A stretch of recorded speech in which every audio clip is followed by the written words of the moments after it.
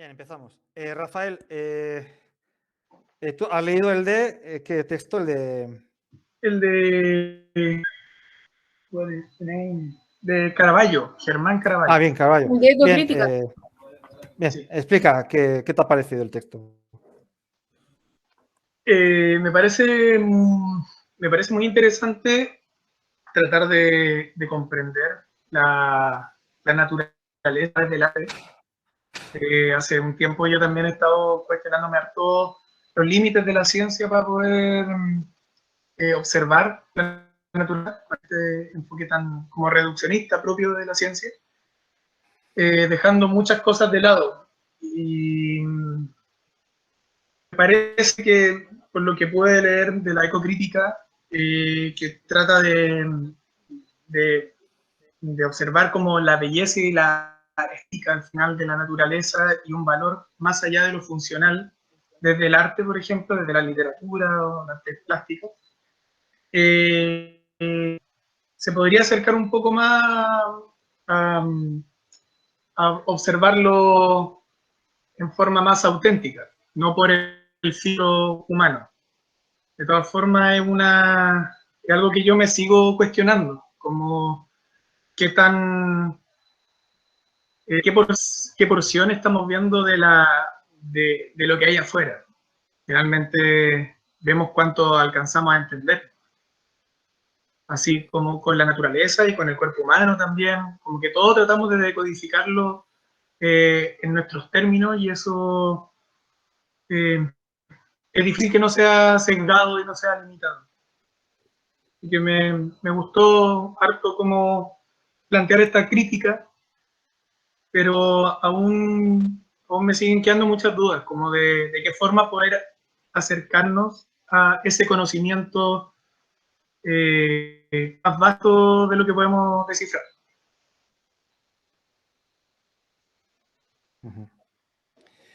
Ya, ¿quién sigue? ¿Puedo hablar yo? Justamente Venga, María. le puse harto énfasis a ese texto, me gustó mucho, sobre todo porque desde siempre, en verdad, desde chica como que me cuestioné esto de cómo le puedo asignar valor a algo que no tiene la naturaleza para asignarle un valor económico. O sea, a lo que voy es como que para poder hacer entendible la naturaleza hay que traducirla en términos científicos. Entonces, ¿cómo yo puedo traducir algo a términos científicos sin desmerecer su valor? Sin dejar de considerar algunas variables que no son científicas o que no son cuantificables ni cualificables. Entonces, me gustó mucho la parte del texto que decía así como que no era posible, al final, como que era algo que por naturaleza no se podría hacer. Y justamente estoy haciendo un trabajo sobre el PIB verde y el PIB normal, y en el PIB verde se le pone un valor económico al daño ambiental. Entonces yo me preguntaba cómo es posible ponerle valor al daño ambiental si para empezar no tiene mercado, o no tenía, y es una naturaleza totalmente distinta a la del dinero. Entonces, ¿cómo es posible reducir a términos humanos las expresiones de la naturaleza? Como que eso me choca mucho, siempre me ha chocado y siempre ha sido un problema a la hora de tomar decisiones, por lo menos para mí.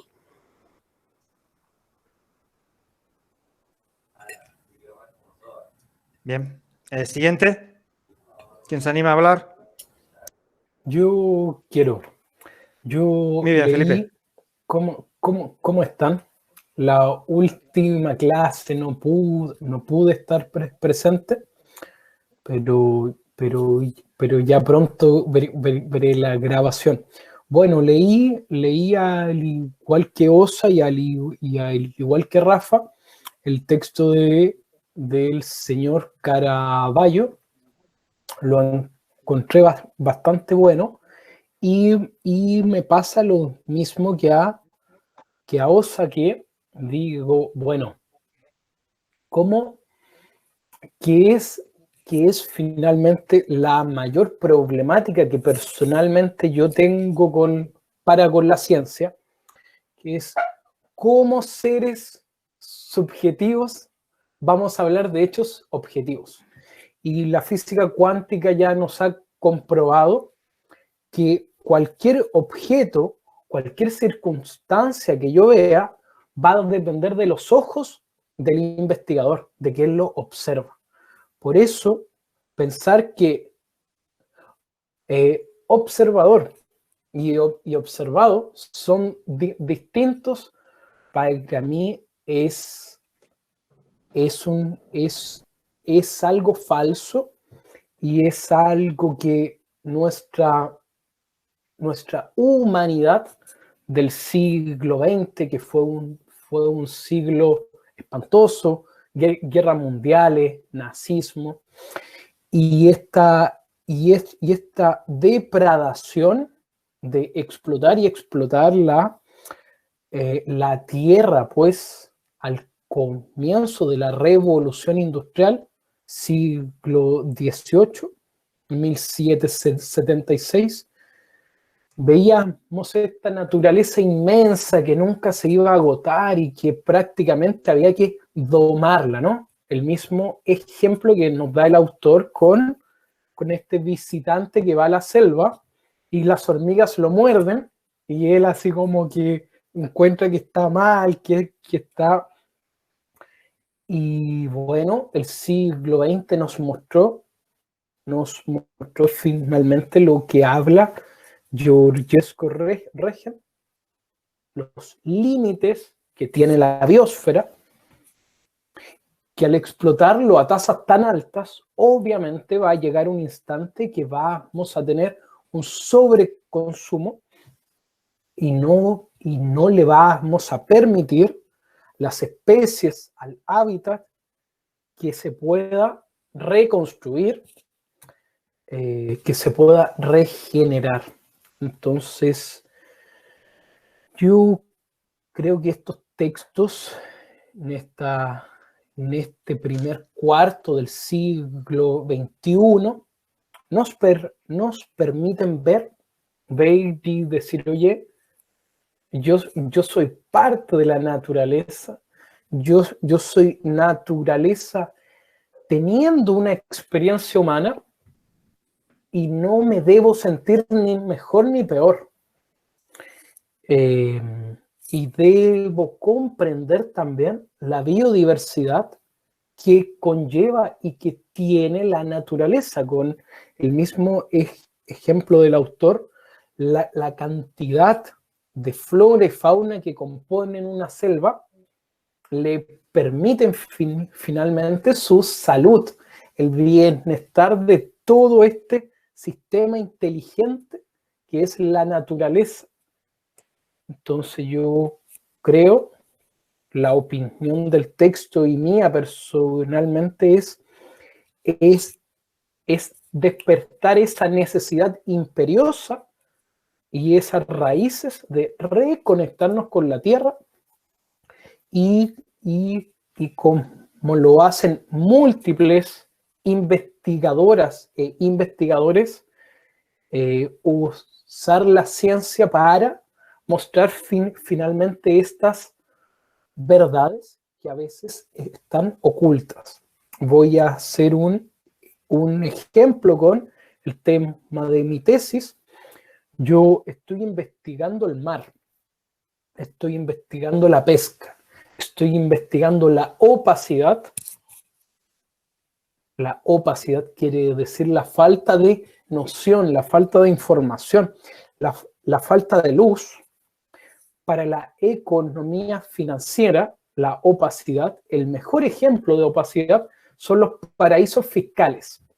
Todos sabemos que existen. Nadie comprende muy bien el cómo, pero todos sabemos que existe y que por ahí se va una gran cantidad de recursos y hacemos un poco por desconocimiento, por poder también, pues no es un tema que se quiera mostrar o exhibir.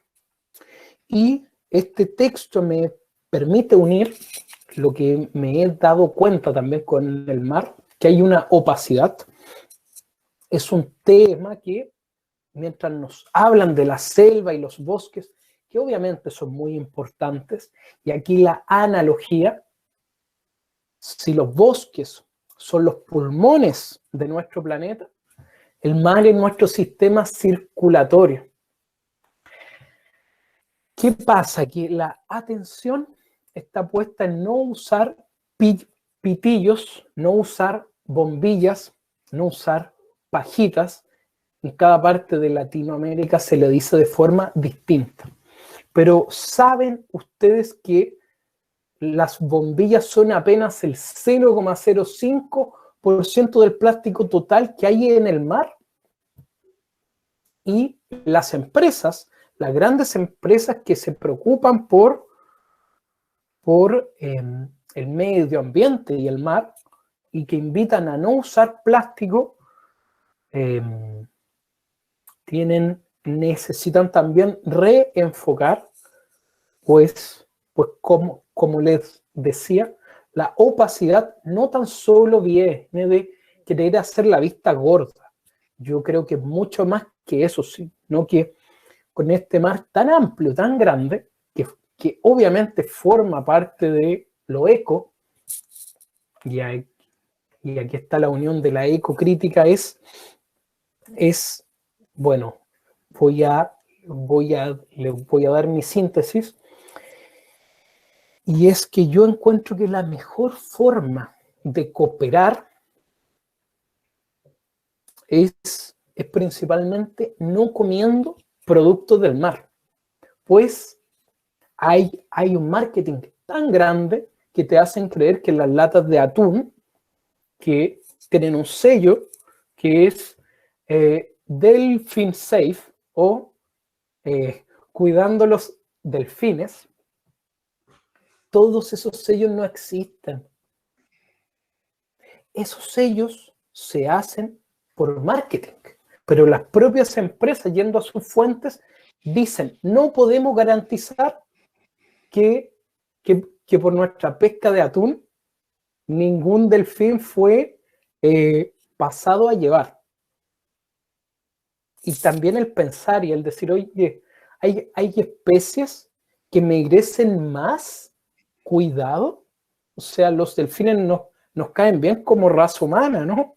Y el atún no, entonces por eso estaría bien comer atún. Quiero dejarles estas reflexiones y cerrar el punto con que la forma de cooperarle al mar también es no comiendo, a mi juicio, en lo que yo hago y en lo que desde ahí, por supuesto, puedo hablar de mi experiencia propia, es dejando de comer mariscos, dejando de comer peces, pues estas empresas, su campaña de marketing es cómpranos atún, que nosotros cuidamos el mar. Y comprando nuestros productos, preservas el mar.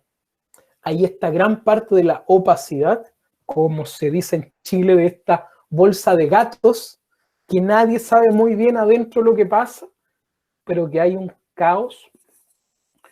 Entonces yo creo que la naturaleza va tan perfecta que el ser humano también tiene que volver a reconectar, a contemplarla. Me encantaron los poemas que citaba el autor también en el texto, poemas zen de este japonés, y encuentro que es eso, ¿no?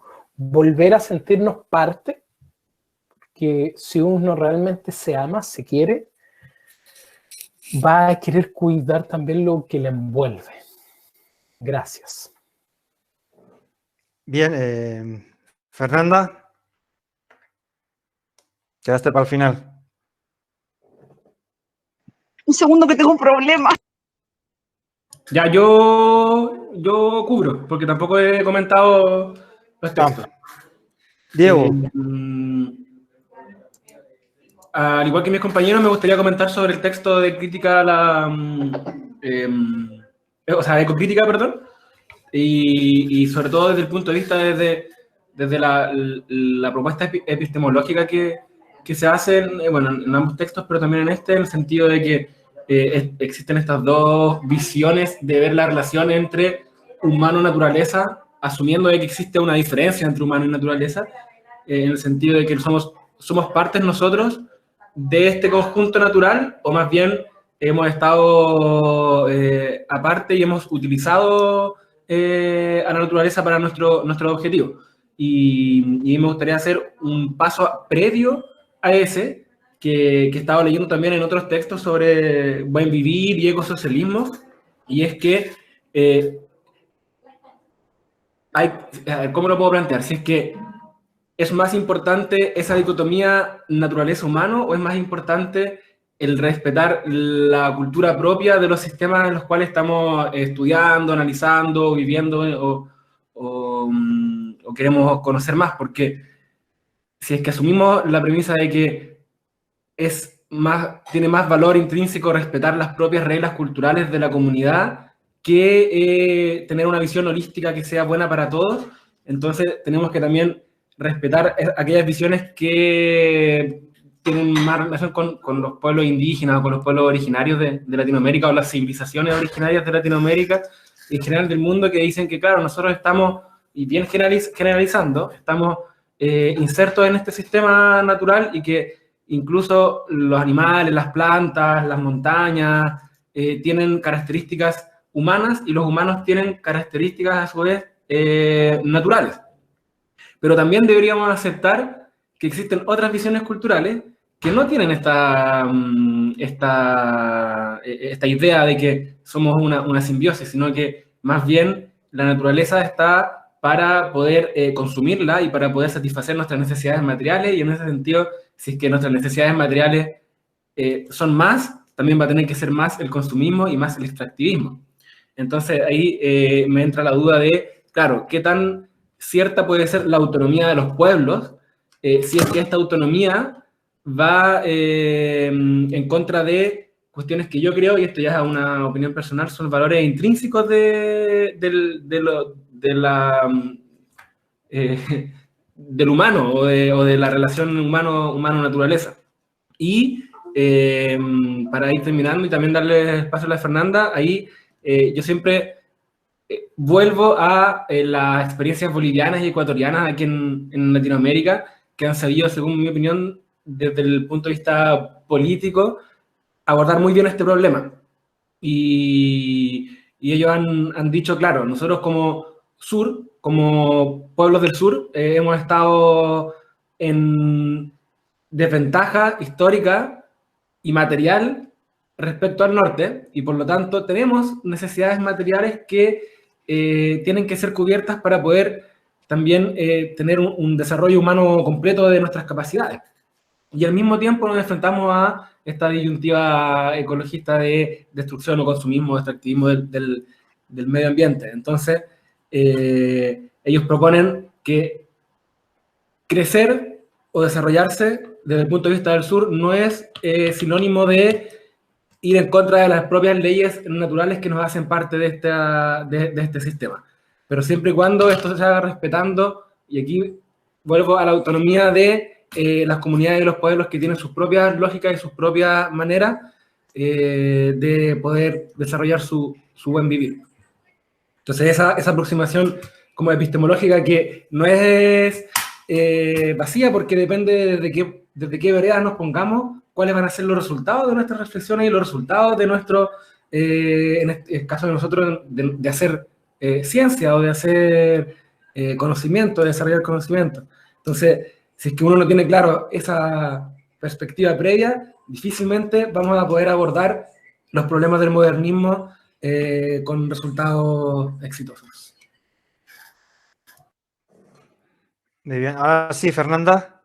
Sí, ahora sí, gracias. Es que de repente, buena Diego, como que se me abrieron todas las ventanas que tenía con video, que las tengo pausadas, y empezaron a sonar todo al mismo tiempo, no sé por qué. Seguro apreté alguna clave de estas del teclado que no manejo. Ya, yo leí entonces el de Aldo Leopold, que partía como con este relato del oso, y de hecho de un relato en el que él estuvo involucrado como en la matanza de una loba que andaba con sus crías, y bueno, como que deja así como vislumbrar como que eso provocó una transformación en él, pero no habla más de eso. Después se mete de lleno como en la ética de la tierra, y plantea como que en un principio la ética estaba como enfocada en la relación simplemente entre los individuos. Después pasa como a establecer la relación entre la organización social y los individuos.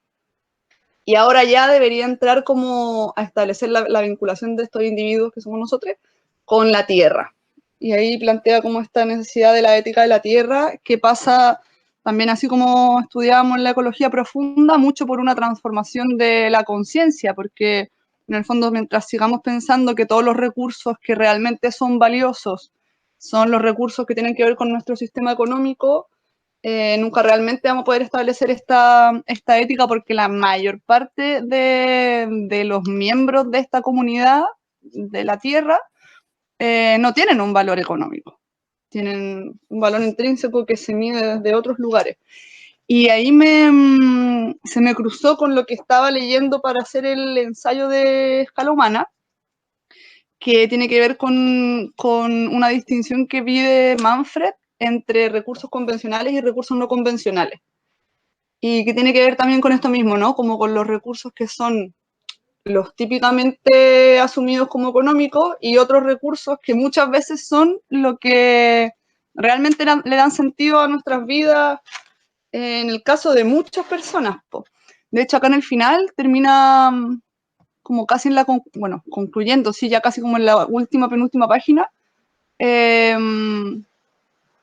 diciendo que en el fondo una multitud, lo voy a leer, una multitud de actos y actitudes que acaso incluyan el grueso de las relaciones con la tierra está determinada por los gustos y predilecciones del usuario de la tierra más que por su bolsillo. El grueso de todas las relaciones con la tierra depende de las inversiones de tiempo, previsión, habilidad y fe, más que de las inversiones de dinero. Entonces, me hace mucho sentido. También habla como de la... Se puso ya a llover, justo. Se habla como de la integridad y la estabilidad y la belleza de la comunidad biótica. Y también explica como que en el fondo toca hacer como una expansión de estas fronteras como de lo que comprendemos comunidad y dejar de vernos como el hombre, ser humano conquistador de esta tierra, recurso, y empezar a ampliar esa frontera para comprender como toda la comunidad de todo lo vivo, incluso de los factores abióticos que permiten que la vida exista dentro de esta comunidad que hay que tratar con amor. Y no sé qué, les leería otra cita, pero no, ya la voy a leer. Al final dice: me resulta inconcebible que pueda haber una relación ética con la tierra sin amor, respeto y admiración por esa tierra, y una alta estima de su valor. Entiendo por valor, claro, algo más amplio que el mero valor económico. Quiero decir valor en el sentido filosófico. Y dice que, bueno, que el obstáculo más serio a todo esto ha sido que nuestro sistema educativo y el económico, pues y ahí me siento súper identificada, porque en el fondo creo que todo pasa mucho por el sistema educativo, obviamente. Yo como profe pienso desde ahí mucho. Pero claro, si en el fondo los niños y las niñas se educaran desde un amor a la tierra y desde una comprensión más profunda, evidentemente en el futuro, fuera lo que fuera que eligieran hacer con sus vidas y con sus, digamos, actividades laborales productivas en un futuro, habría ciertos límites éticos que no podrían simplemente traspasarnos. O bueno, esa es mi esperanza de todo el poder que una puede tener en esa vinculación en lo educativo. Eso por aquí. Muy bien. Bien, voy comentando todas vuestras intervenciones. La de Rafael hace mención un poco a ese descontento con la ciencia. Bueno, sí, con la ecocrítica, y vamos a ver que precisamente hay autores que rompen esa concepción clásica de la ciencia. De hecho, Aldo Leopold es uno de ellos, ¿no? Porque él fue ingeniero forestal.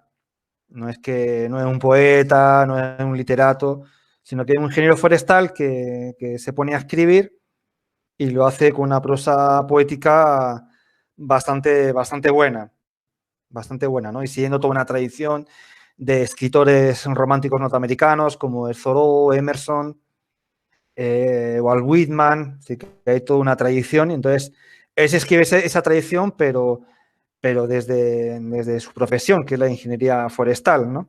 Entonces, ¿qué es lo interesante o por qué introduje el tema de la ecocrítica? Precisamente porque, como sabéis, la transdisciplina implica un diálogo de saberes Y ese diálogo de saberes contempla tanto discursos académicos como no académicos. Dentro de esos discursos no académicos, evidentemente, está la literatura, está el arte, está la gente común y corriente, los pueblos originarios que tienen sus ciencias particulares. Entonces, eso es transdisciplina. Entonces, si nosotros queremos que nuestro curso sea transdisciplinar, pues debemos de introducir elementos que no sean meramente académicos, aunque la literatura la estamos abordando desde una perspectiva académica, pero la fuente es no académica, que es un texto literario. Y el caso del texto de Aldo Leopold, pues algunos lo pueden considerar como un texto filosófico, otros lo pueden considerar un texto literario. También es un texto transdisciplinar porque todas esas disciplinas confluyen en un único texto. Es decir, no podemos separar del texto de Aldo Leopold, no podemos separar la parte ingenieril ni la parte poética. Están íntimamente ligadas, ¿no? Y eso es lo que es interesante, porque desde la disciplina, la multidisciplina, la pluridisciplina, las dimensiones éticas, las dimensiones estéticas generalmente quedan al margen. En el caso de las opciones transdisciplinarias, la ética y la estética son muy importantes, son fundamentales, no las podemos dejar de lado, ¿no? Entonces, en ese sentido, me parece interesante lo que es también tener en cuenta textos literarios, aunque estos textos literarios también, en este caso, son ensayos, ¿no? Como es el caso de Ética de la Tierra de Aldo Leopold. El caso del comentario de María, junto igual también como el de Fernanda, nos llevan al concepto de valor intrínseco, que esta es una categoría ética muy importante, sobre todo en la ética ambiental, el concepto de valor intrínseco, y donde filosóficamente hay discusiones bastante grandes porque se reflexiona realmente, es decir, la naturaleza por qué tiene valor. Entonces, va a depender mucho de nuestra perspectiva, desde nuestra cosmovisión, para poder responder a esa pregunta. Es que es algo lo que vimos en la clase pasada con toda la cuestión de la ética, ¿no? No es lo mismo una ética de carácter ecocéntrica que una ética claramente antropocéntrica. El concepto de valor intrínseco desde una mirada antropocéntrica pues, tiene que ver, pues, cuestiones de carácter utilitarista. El utilitarismo puede justificar el valor de la naturaleza porque en el sentido de que si nos cargamos la naturaleza, el ser humano, al depender de ella, se va detrás. Pero, más que nada, el valor de la naturaleza está ligado a la supervivencia del ser humano. Ahí está lo que es la argumentación desde una ética de carácter utilitarista. Es decir, nos importa la naturaleza porque dependemos de ella, punto, ¿no? Pero, sin embargo, desde otro tipo de perspectivas éticas, como la que plantea Aldo Leopold, en sí la naturaleza tiene un valor en sí mismo, o sea, al margen de si existe el ser humano o no existe el ser humano. Entonces, es otro nivel de comprensión, responde también a otra cosmovisión y eso hay que tenerlo siempre en cuenta, ¿no? Porque a veces muchas discusiones de este tipo son infructuosas porque se están respondiendo o se están dialogando desde cosmovisiones muy diferentes y cosmovisiones en las cuales el diálogo es casi imposible.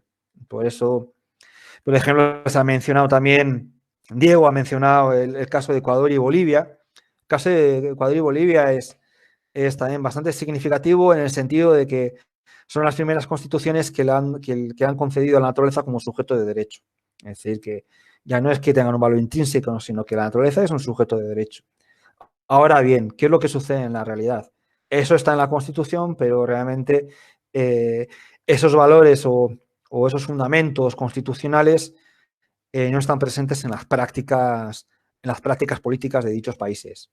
Es decir, que es como que, por ejemplo, la Argentina considera que todos los derechos humanos tienen un carácter constitucional. Eso no quiere decir que se respeten todos los derechos humanos. O sea, una cosa está la letra, la ley, y otra cosa está en lo que están los hechos, ¿no? Es decir, una cosa es el ser, que es lo que acontece, y otra cosa es el deber ser, ¿no? Lo que se debería de hacer. Entonces, Ecuador y Bolivia han avanzado mucho en ese deber ser. En la dimensión del ser hay bastantes conflictos. ¿Sí? Que hay bastantes conflictos con pueblos originarios. Incluso en algunos de ellos ha habido muertos, tanto en Ecuador, tanto como en Bolivia, ¿no? Creo que en Bolivia uno de los últimos conflictos, uno que fue muy famoso, fue de una autopista que querían introducirla por territorio de pueblos originarios, y ahí lo que es Evo Morales mandó el ejército. O sea, entonces, a veces también hay una cuestión de marketing, ¿no? O sea, queda muy bien, yo voy de pueblo originario, no sé qué, no sé cuál, pero el extractivismo está presente en América Latina independientemente del gobierno que esté presente. Y eso nos podemos remitir a los hechos. Que encontramos megaminería tanto en Chile como en Bolivia y como en Ecuador. O sea, entonces, tampoco a veces no hay que romantizar o al menos caer en esa ingenuidad de que en estos países están un paso más allá, ¿no? O sea, han avanzado en el ámbito legal, o sea, en el ámbito de los hechos. En toda América Latina predomina el extractivismo, y el extractivismo es una política en la que se beneficia claramente el primer mundo. Se extraen los recursos naturales a bajo costo, dejando acá lo que es en tercer mundo, dejando todas las externalidades, y el valor agregado, como ustedes bien saben, se encuentra en los productos elaborados, que precisamente no se hacen en estos países latinoamericanos. Con lo cual, realmente, si bien está bien que se avance en el deber ser, estaría mucho mejor que se avanzase en el ser, ¿no? En lo fundamental, en lo ontológico. Y ahí estamos muy lejos. Todos estamos muy lejos en ese plano. También Felipe hablaba de lo objetivo, lo subjetivo. Yo creo que también aquí estamos ante de lo mismo que luego va a exponer Diego. Estamos ante un falso dilema. ¿Qué es más importante, el objetivo o lo subjetivo? Yo creo que el problema es cuando nos remitimos exclusivamente al objetivo o cuando nos remitimos exclusivamente a lo subjetivo. Yo creo y eso también tiene que ver mucho con las metodologías transdisciplinarias. La metodología transdisciplinar implica lo que es tener en cuenta tanto la dimensión objetiva como la dimensión subjetiva. Es decir, implica tener lo que es una metodología de carácter cuantitativo como carácter cualitativo. Lo cualitativo, a veces los datos nos ofrecen mucha información. Ahora, también la información cualitativa también es muy importante. Entonces, es un error pensar que lo que es que solo predominan las metodologías cualitativas. Por ejemplo, no sé, que una metodología transdisciplinar es exclusivamente cualitativo. No, también lo necesitamos de datos cuantitativos y datos objetivos. Ahora, si queremos profundizar, necesitamos recurrir también a metodologías cualitativas, metodologías de carácter subjetivo. A veces tenemos que preguntar, por ejemplo, a los pescadores, también para que nos manifieste también ese tipo de experiencia que tienen con respecto al mar. Entonces yo creo que también hay que tener cuidado con esas dualidades que desde una perspectiva transdisciplinar se disuelven. Lo mismo que humano, naturaleza, cultura, son desde metodologías o desde una mirada o desde un enfoque transdisciplinar, se consideran como falsos dilemas, porque realmente no tiene mucho sentido hablar de lo humano o naturaleza, porque evidentemente no somos ni robots ni... Si al ser humano le quitan la naturaleza, es incapaz de sobrevivir. Por el momento no... Por el momento somos naturaleza. Y además, incluso desde una perspectiva ontológica, también esta dualidad cada vez está mucho más cuestionada filosóficamente y científicamente. Es decir, la separación, creo que lo hablamos la semana pasada, es decir, la diferencia que hay entre el ser humano y un chimpancé desde un punto de vista genético es pequeñísima el porcentaje, es muy pequeño. Es decir, que si nos vamos a esos datos duros que nos ofrece la genética, esa dimensión objetiva, la ciencia nos está diciendo, mira, pues solo nos separa un 1% de los chimpancés. Un porcentaje muy pequeño. Plano cognitivo, En cuanto a complejidad neuronal, los delfines tienen una complejidad neuronal superior a la del ser humano. Entonces, ya no nos sirve esa explicación, no, es que nuestro razonamiento, nuestra inteligencia es superior al del resto de los seres, eso es una culminación. Eso está también muy cuestionado. Entonces, que somos los únicos seres que tenemos cultura, la etología, el que estudia el comportamiento de los animales, nos dice que los lobos, los chimpancés, los bonobos, los gorilas, las orcas, las ballenas, los delfines, también tienen cultura. Tienen cultura hasta tal grado que una orca que se cría en una comunidad, la capturamos y la ponemos en otra comunidad, no entiende. No entiende lo que es los sonidos, lo que es la comunicación de esa comunidad. Una orca solo entiende el lenguaje de su propia comunidad de orcas. No hablan un lenguaje universal. Tienen sus propios lenguajes. Y entre ellos y entre diferentes orcas no se entienden. Entonces, ahí vemos que hay una cuestión cultural, porque ese lenguaje se transmite culturalmente, no está en los genes. Entonces, por eso digo que la ciencia, a menos desde una perspectiva ontológica y la filosofía, están disolviendo este tipo de dualidades. Es lo mismo que lo que hace Judith Butler con la cuestión de género. Hablar de género, fundamentar los dos sexos desde un punto de vista cultural como de un punto de vista biológico es imposible. La única fundamentación que podemos encontrar es en la Biblia, donde en el Génesis dice que Dios creó al hombre y creó a la mujer, y a la mujer la sacó de una costilla. Esa es la única argumentación. La ciencia nos dice otra cosa y la filosofía nos viene a decir otra cosa. Y la antropología ya ni te cuento lo que nos habla acerca de los diferentes sexos, ¿no? Que hay culturas donde hay hasta 5 sexos claramente definidos. Entonces, incluso los pueblos originarios, los mapuches, tienen tres géneros. Las machis son un tercer género. Entonces, por eso hay que tener mucho cuidado con los falsos dilemas, ¿no? Que nos sitúan, no, cultura o naturaleza. ¿Cómo vamos a separar la cultura de la naturaleza? ¿Cómo? ¿Dónde está esa separación? ¿Dónde está el quiebre? Para poder establecer qué es propiamente lo natural, qué es lo propiamente artificial, ¿no? Entonces, al final son sentidos del habla, sentidos del lenguaje, que a unas cosas le llamamos cultura y a otras cosas le llamamos naturaleza, realmente, pero establecer una distinción clara de lo que es naturaleza, de lo que es cultura, de lo que es el ser humano, también es complicado. ¿Sí? ¿Cuáles son las características intrínsecas del ser humano que nos separan del resto de las especies? Eso aún está por ver. No está... Sí, cualquier argumento que digamos, no, lo que nos caracteriza... Bueno, Manfred encontró una diferencia entre el ser humano y la naturaleza, que el ser humano es estúpido, ¿no? Entonces, esa es igual puede ser la única diferencia, pero realmente cuesta mucho poder encontrar. Y aunque Manfred lo cuenta de una manera chistosa, yo he estado en congresos de filosofía donde venían premios Nobel a debatir estos temas y realmente la cosa quedaba en un interrogante. No, es un problema.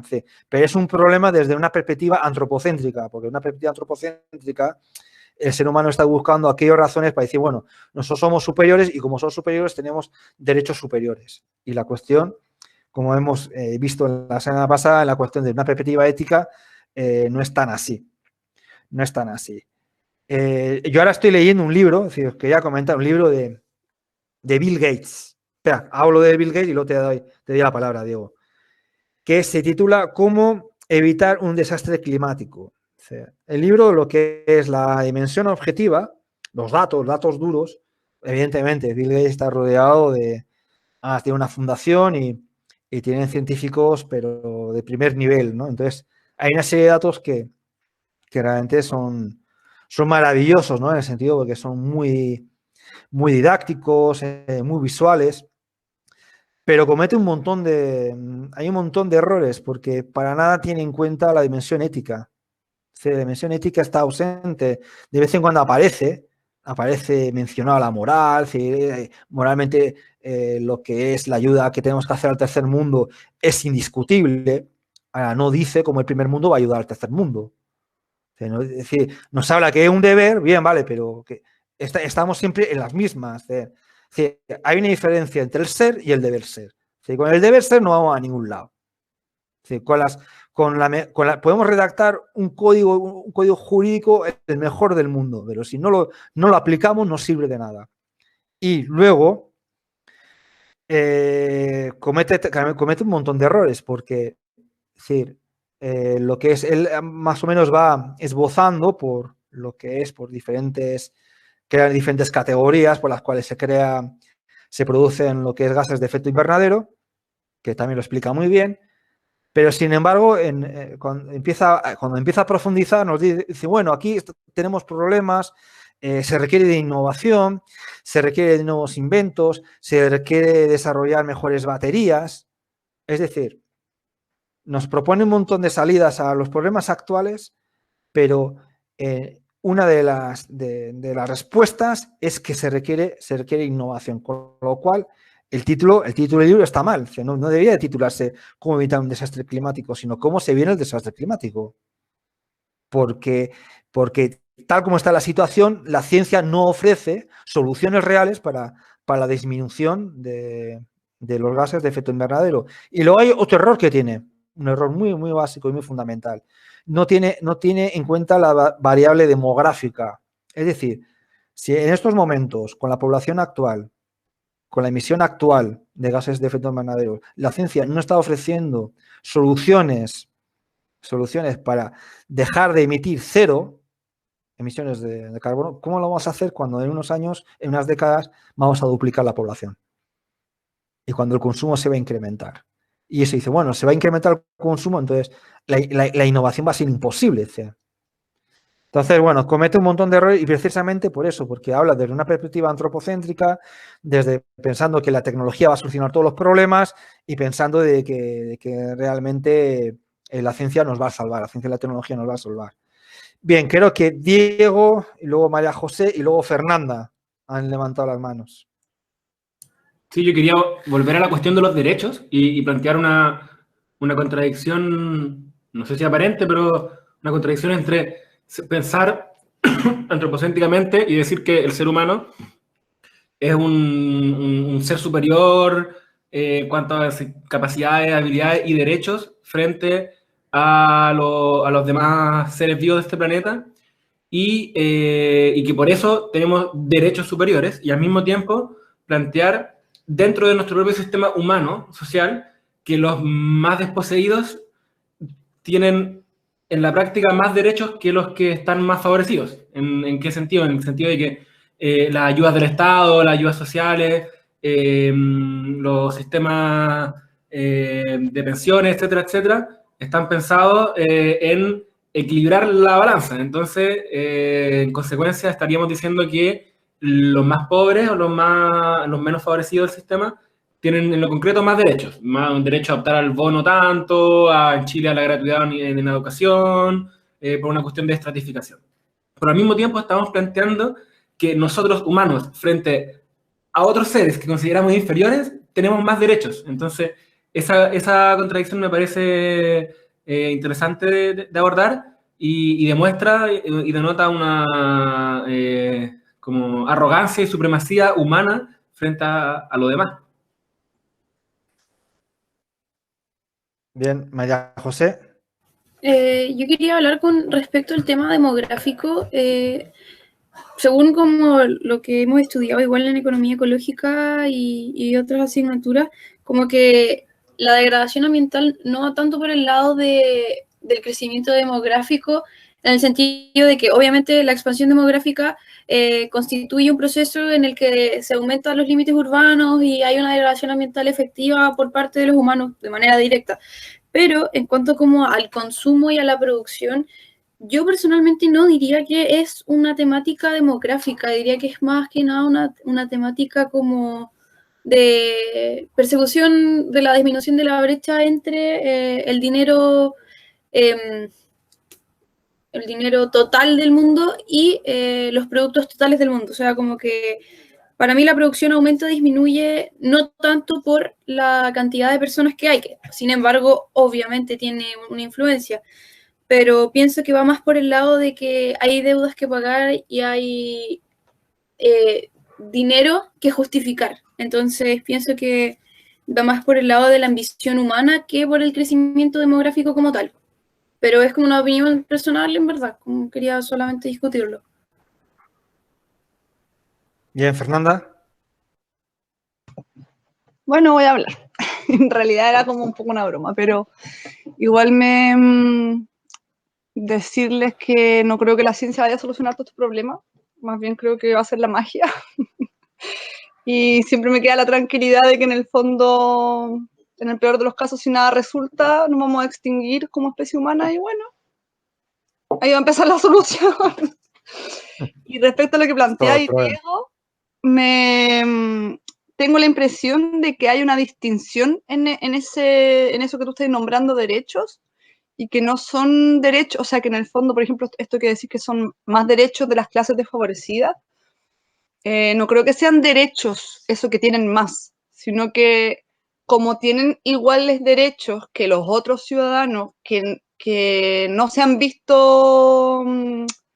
¿qué se hace con los derechos? Que no se han visto... Libertades. No. Que no se han visto cumplidos, satisfechos. Gracias.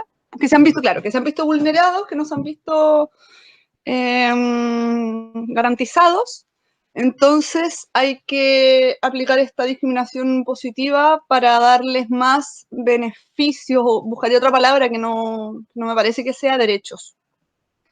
Eso yo creo. Y bueno, respecto a la magia, cada vez más me doy cuenta que en realidad no estoy en el rumbo de querer demostrar nada y como que me siento muy como en la senda solitaria igual. Pero bueno, dentro de la diversidad igual creo que está bueno que cada quien cumpla su rol y su camino solitario también, po. Solo consultar, Fer, ¿por qué te encuentras o por qué te sientes en esa senda solitaria que dices? O sea, obviamente yo sé que no estoy sola del todo, pero igual es una senda solitaria porque igual es un poco cuestionable, po. O sea, es muy cuestionable, po. Sobre todo desde una mirada como que quiere establecer soluciones más como a las grandes mayorías, como desde la política pública. Es muy difícil defender mi postura o mi visión de la vida, porque al final cada vez siento que tengo menos una postura, pero como mi comprensión, es difícil defenderla y es difícil comprobarla. Entonces, en ese sentido es solitaria porque no creo que vaya a redundar al final en soluciones muy masificables. Pero, quién sabe, pues quizás exacto, como no es justificable científicamente, pero quizás a largo plazo, si es que la paciencia nos acompaña y la confianza, sí que sea más masiva en un futuro. Quizás, pues. Yo, permiso, voy a tomar 30 segundos la palabra para hablar de la Fer también, que dijo, bueno, nos extinguimos todos, empieza la solución. Claro, eso es optimista, porque lo que yo creo que podría pasar es que nos extingamos los que estamos más desfavorecidos, porque los que tienen los medios, los que tienen comprado toda la Patagonia y los bosques australes, y los que tienen los medios quizás en un par de años para irse a la Luna, a otro planeta, a una estación espacial, van a sobrevivir y van a mirarnos desde el vidrio, pues desde la cúpula que tienen de privilegio hacia afuera, a nosotros que nos vamos a estar muriendo de hambre y de enfermedades. Pero no sé, porque, por ejemplo, si tú pensáis ya, con todo lo que ha pasado, se levantan las ollas comunes. Por ejemplo, así como para muestra un botón, pensar en las ollas comunes. Toda la resiliencia comunitaria y la capacidad y la rapidez que tiene toda esta población más desfavorecida, que durante mucho tiempo ha tenido que entramarse con sus vecinos para poder solucionar los problemas que el sistema les deja siempre a ellos, yo siento que igual va a ser un factor protector en algún momento, porque ya hemos visto que al final no todo se soluciona con plata. Y cuando quizás ya no haya nadie dispuesto a hacer ejército, ni a hacer milicia, ni a hacer policía, ni a andar matando gente por encargo, van a tener que defenderse por la solidez de sus planteamientos nomás, y la gente va a estar organizándose para buscar soluciones comunes nomás, po. Con respecto a eso, yo quiero traer a colación un punto que encuentro que es muy importante, que fueron los resultados de las últimas elecciones en Chile. Esto nos muestra que hay un cambio de eje, que hay un cambio de paradigma también, que el pensar que quienes han tenido el poder en Chile durante más de 40 años, de un golpe militar, la gente que vota, bueno, y los que no votan también, yo creo que todos merecen el mismo nivel de empatía y respeto. Yo creo que, como dice el profe Iñaki, no hay que caer en esa dinámica de la dualidad de los que no votan no tienen derecho a opinar. No, yo creo que toda la gente, y con respecto a eso, yo quiero decir que uno de los puntos esenciales del control del poder es precisamente la desesperanza de la gente. Ya lo decía Maquiavelo, ¿no? En El Príncipe. Las guerras se ganan cuando tú derrotas la moral de tu enemigo.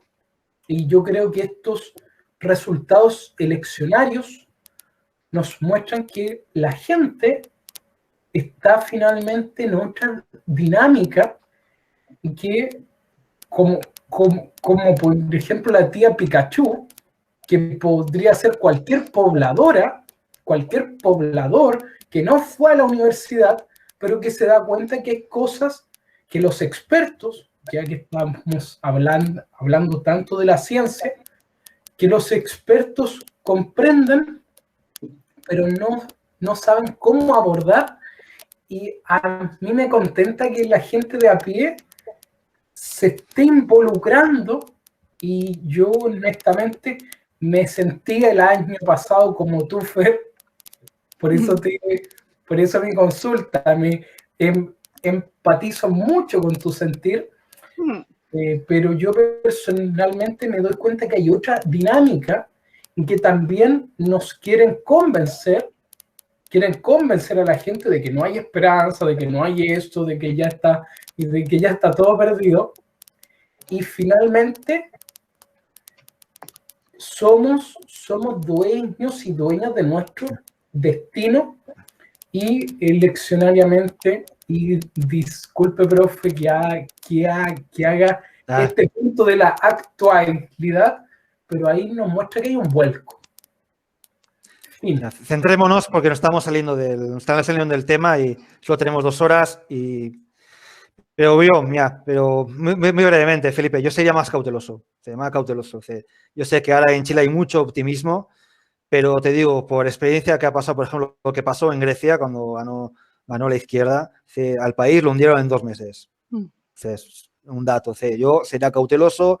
Si el poder está en otras manos y no sube los que tienen el poder, digo, macroeconómicamente un país lo hunden en 2 meses. Y supongo que ustedes que están estudiando economía lo saben perfectamente. ¿Sabes? Sobre todo por la interdependencia que hay económicamente. Un país autónomo hasta, entre comillas, porque Chile no tiene autonomía, ni Chile, ni Argentina, ni ningún país latinoamericano. Dependemos del exterior. Argentina no está fabricando en estos momentos ni mascarillas.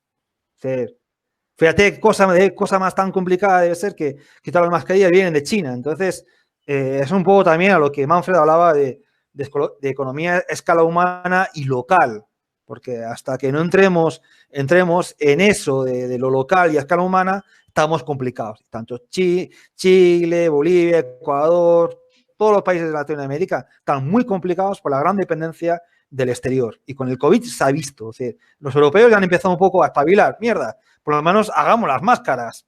Hagamos lo que los productos básicos de medicina. Es que todo se fabrica en China. Las agujas, a mí, es decir, el año pasado me hospitalizaron. Tuve una operación un poco complicada.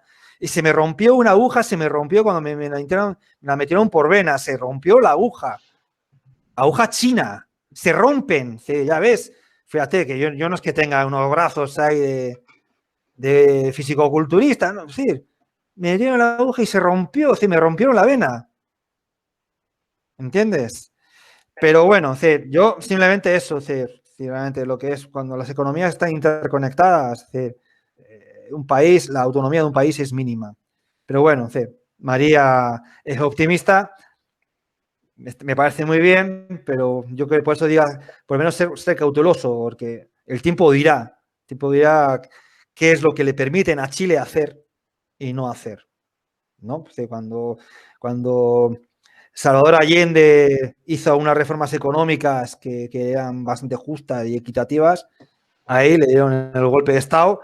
En menos de 3 años le dieron un golpe de Estado. O sea, entonces. Pero es que también siempre esa amenaza, pues, profe, entonces al final siempre la milicia la que está ahí detrás marcando toda la cuestión, pues. Pero es que la estructura, es decir, ¿cuál es la estructura económica del país de Chile? Es decir, ¿cuáles son los 3 primeros ítems en la economía chilena? ¿Cuáles son? ¿La agroecología? ¿Cuáles son? ¿De qué depende la economía chilena? De la minería, ¿De qué depende? minería, de la agricultura. Bien, entonces depende del exterior. Es más, sí, pues, pero lo que está diciendo los profes, igual en el gobierno de Allende, de hecho, había muchas políticas que intentaban buscar hacer producción acá chilena nacional. Y eso ya no existe. Producir aquí. Y eso ahora existe. Entonces al final no es solamente eso, o sea, es que realmente, así a calzón quitado, es que los que tienen el poder tiran a los milicos y quieren quedarse con la cuestión para siempre.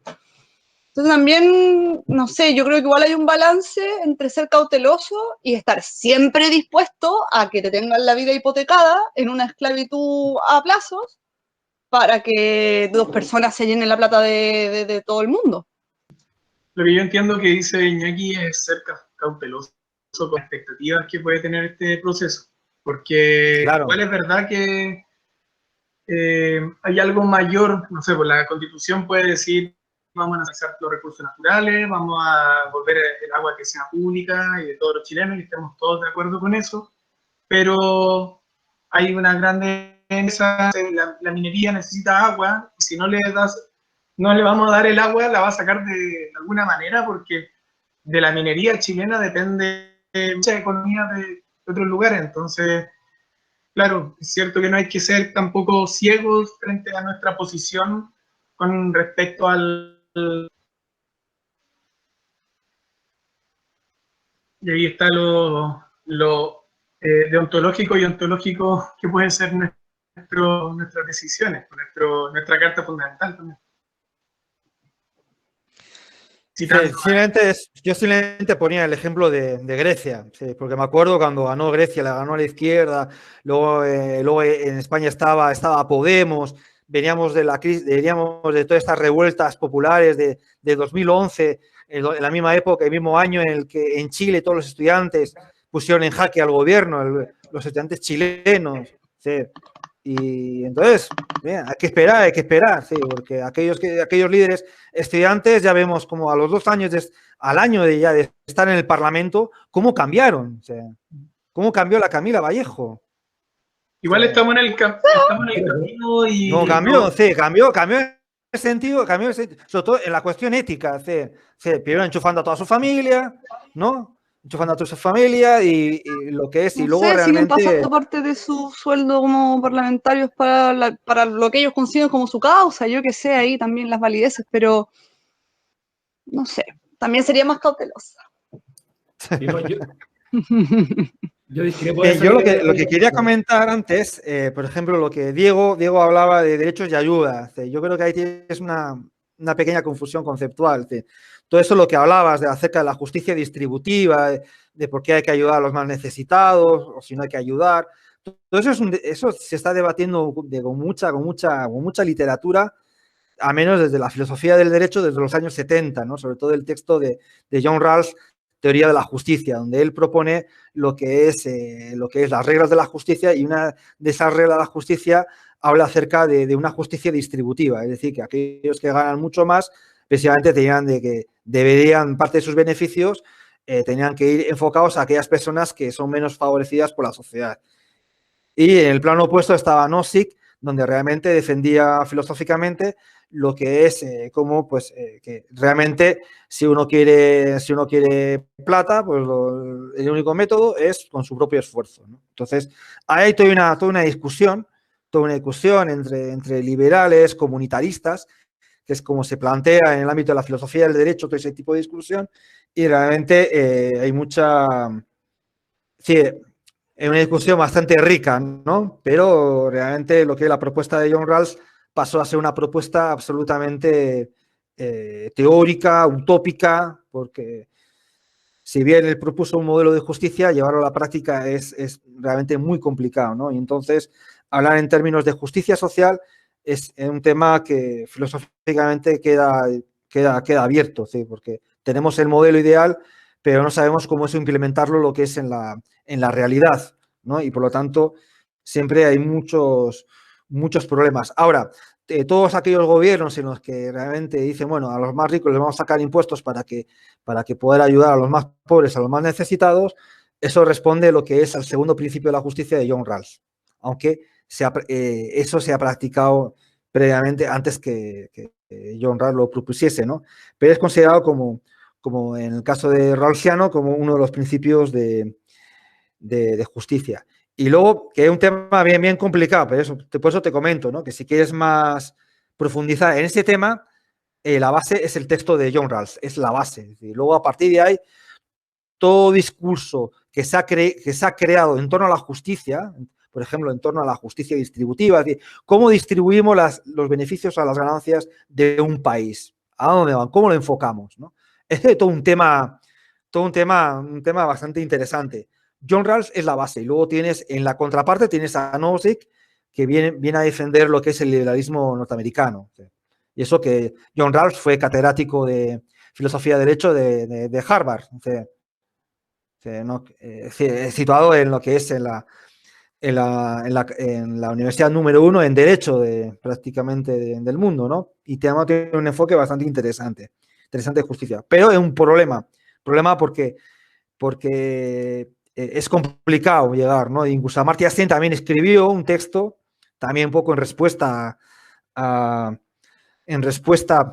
texto de Rawls, y también una propuesta también que tiene sus cosas, ¿no?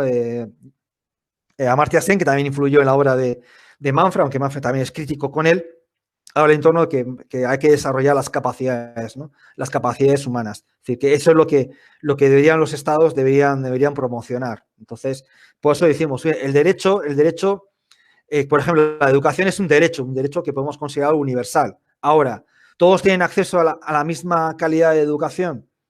Es decir, desde una mirada objetiva, desde una mirada subjetiva, es decir, todos los niños o todas las niñas tienen ese ambiente propicio para la educación, y ahí tendríamos la mirada subjetiva.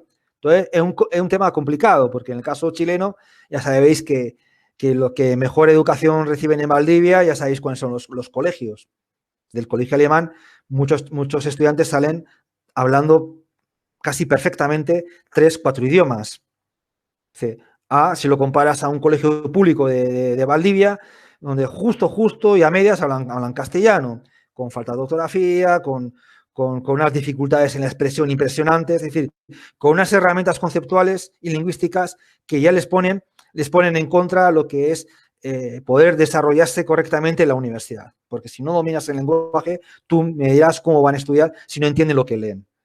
Mientras que una persona que ya viene con 3, 4 idiomas, tiene en su mente, tiene elaborado unas estructuras lingüísticas muy complejas que lee y entiende al tiro.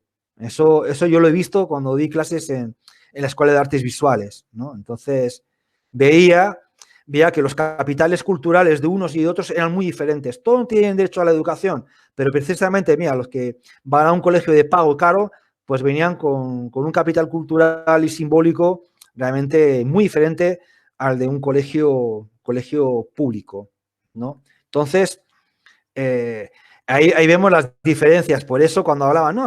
Cuando decían los políticos de la derecha en Chile, ¿no? Si cualquiera puede entrar a la universidad, no, cualquiera puede entrar a la universidad, pero no todos vienen con los mismos capitales, ni simbólicos ni culturales, ¿no? Entonces, por ejemplo, los del colegio alemán, generalmente, pues cuando acaban sus estudios hacen una tournée por Europa, ¿no? Y claro, visitan el Louvre, visitan el Museo de Van Gogh en Ámsterdam, pasan por Madrid y ven el museo, sí, vienen. Claro, les poníamos a explicar las obras de Picasso, de Van Gogh, y claro, las habían visto en los museos, con personas que les iban comentando las obras, las características, mientras que el único museo que ha visto, que es el Museo de Arte Contemporáneo de Valdivia, el capital cultural siempre va a ser inferior. Por eso, a veces cuando decimos, no, todos tienen derecho a la educación y todos pueden acceder a cualquier colegio. Eso es totalmente falso, ¿no? Y por eso a veces nos olvidamos de esa dimensión que antes hablamos, de dimensión subjetiva. Es decir, no todos tienen los mismos capitales culturales, ¿no? Y hay, por ejemplo, hay un filósofo y sociólogo que es Pierre Bourdieu, que precisamente analiza la educación francesa, que es una educación muy elitista. Y la educación chilena es muy elitista. Muy elitista. Realmente se ranquean las universidades, se ranquean las carreras. Y si tú quieres ir a lo que es a estudiar abogacía a la católica, no te basta con que la posibilidad de poder acceder a esa universidad, sino que probablemente tendrás que contratar a alguien que te dé clases particulares para elevar la nota. Y si tus padres no tienen plata, no tienes profesor particular. Y si no tienes profesor particular, estás muy complicado. Y si encima además tienes que trabajar porque no da con el sueldo de tus padres, pues entonces tienes menos horas de estudio. Entonces, eso de que todos pueden acceder a las universidades realmente no se ajusta a la práctica. Precisamente porque no se tiene esa dimensión subjetiva. Es decir, ¿con qué capital dispone uno? ¿Con qué capital disponen otros? ¿No? Y por qué algunos colegios los estudiantes salen hablando 2 o 3 idiomas y en otros colegios salen hablando poco. Entonces, eso es todo un tema. Con respecto, por ejemplo, a la cuestión de la demografía, yo creo que ha ido como el Club de Roma en el año 72, como también por ejemplo, todo el discurso de la ecología profunda, realmente, hablando en términos globales, el tema de la demografía es un problema, porque el crecimiento a nivel global está siendo muy alto y va a llegar un momento en el que el planeta no va a dar abasto. Pero si además añadimos, por ejemplo, el concepto de huella ecológica, también nos encontramos con un problema demográfico serio, porque, por ejemplo, Estados Unidos, realmente la población de Estados Unidos está consumiendo como si estuviésemos viviendo en 5 planetas. Con lo cual, hay un problema demográfico, porque Estados Unidos tendría que reducir por lo menos 5 veces la población, por lo menos para tener una huella ecológica lo que es plana, para eliminar esa huella ecológica. Entonces, el problema de la demografía es un tema. ¿Por qué no se trata de ese tema? Porque precisamente las políticas que se podrían implementar precisamente iban a perjudicar al tercer mundo. Y entonces, por ejemplo, la Iglesia siempre se opuso en primer lugar al Club de Roma y en lo que es en la encíclica, si leéis, os fijáis muy bien, también cuestiona el ecofeminismo y cuestiona la ecología profunda precisamente por el tema demográfico. Pero, sin embargo, no ofrece ninguna solución a ese problema. Es decir, ¿qué hacemos con el crecimiento exponencial del ser humano? Es decir, ¿seguimos el dictamen que aparece en la Biblia, crecer y multiplicaos? Porque la Tierra no se está multiplicando. Y en estos momentos, en términos globales, sí que estamos con un consumo que realmente no para nada es sostenible ni sustentable. Y si nos fijamos o proyectamos hacia el futuro, es impresionante.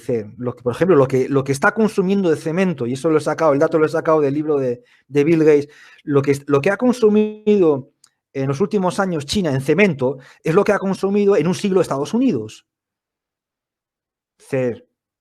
Entonces, yo no considero a China el tercer mundo, pero realmente si China sigue incrementando exponencialmente el consumo, un país que tiene 1.500 millones de habitantes, realmente, que encima están incrementando el consumo de lácteos, de carne, tenemos un problema también desde la variable demográfica.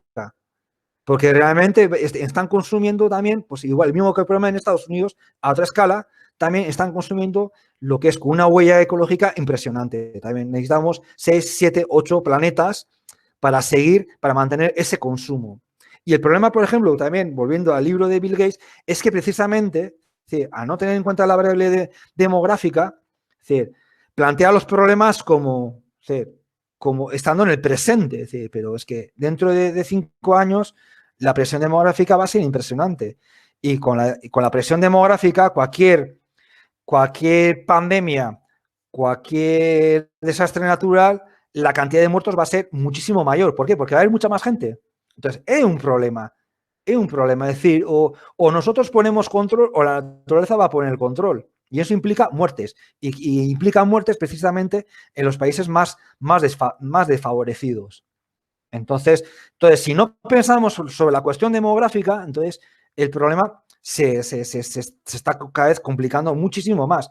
Muchísimo más porque realmente a mayor crecimiento del ser humano, es decir, incluso en el tercer mundo, le estamos quitando espacio al resto de seres, que es un poco lo que habla la Deep Ecology en lo que es en su plataforma. Es decir, está bien que el ser humano viva en este planeta, pero sin que nuestra presencia esté alterando los ecosistemas. Y a mayor crecimiento demográfico, sí o sí, hay una mayor presión sobre la naturaleza.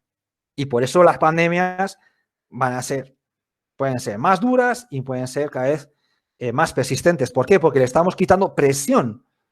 Estamos presionando mucho más a la naturaleza. Y eso implica consecuencias con la cuestión de cambio climático, consecuencias con la pérdida de biodiversidad, consecuencias con la pérdida de biodiversidad también cultural, que es lo que está pasando en Brasil, donde la biodiversidad cultural y natural son paralelas. Entonces, es un problema serio, es un problema serio que precisamente la Iglesia no se atreve a tocar. No se atreve a tocar, ya sabemos por qué, pero realmente eso responde siempre a miradas antropocéntricas. Evidentemente, desde una ética de la Tierra, el tema demográfico es el primer tema a debatir.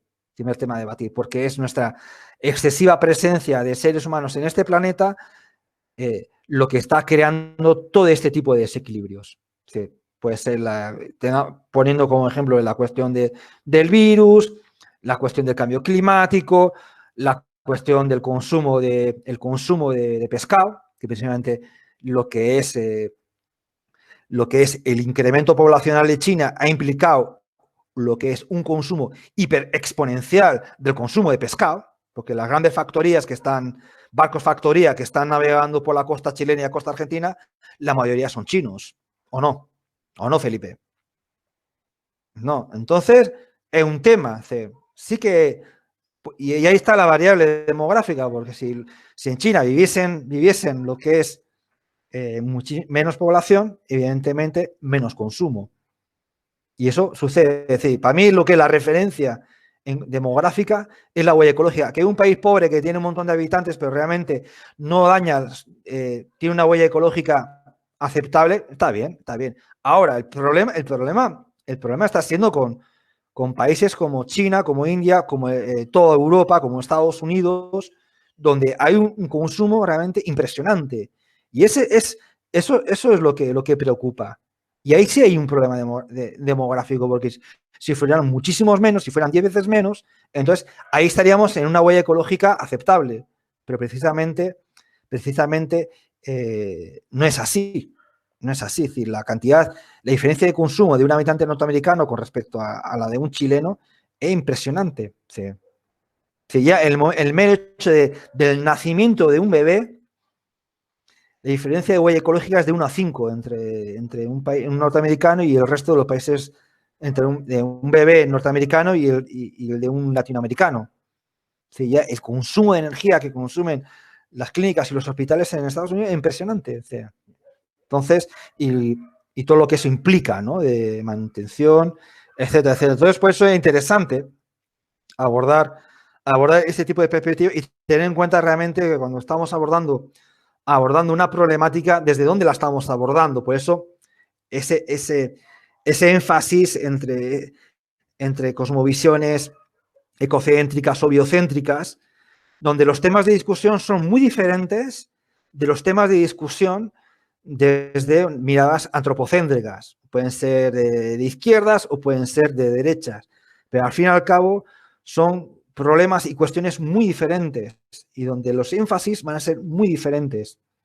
Entonces, abordar desde una perspectiva biocéntrica la cuestión demográfica es un tema fundamental. Es el primer tema, el primer problema. El problema somos nosotros, los seres humanos.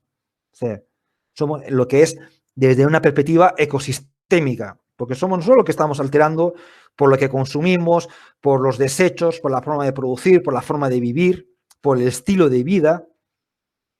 Y todos esos temas, evidentemente, por ejemplo, en el caso del libro de Bill Gates, no están presentes. Y no están presentes porque su enfoque es absolutamente antropocéntrico y realmente y positivista. Es decir, solo parte de datos objetivos. Sí, pero esos datos objetivos realmente... Sí, ¿sí, Fernanda? Iñaki, pero igual yo creo que es importante no olvidar las distinciones. No te oigo, Fernanda. ¿No me oyes? No te estoy, veo que estás hablando, veo que has activado el micrófono, pero no te escucho. ¿Los demás le escucháis? Porque si no me salgo y vuelvo a entrar. En el caso que puede que sea problema mío.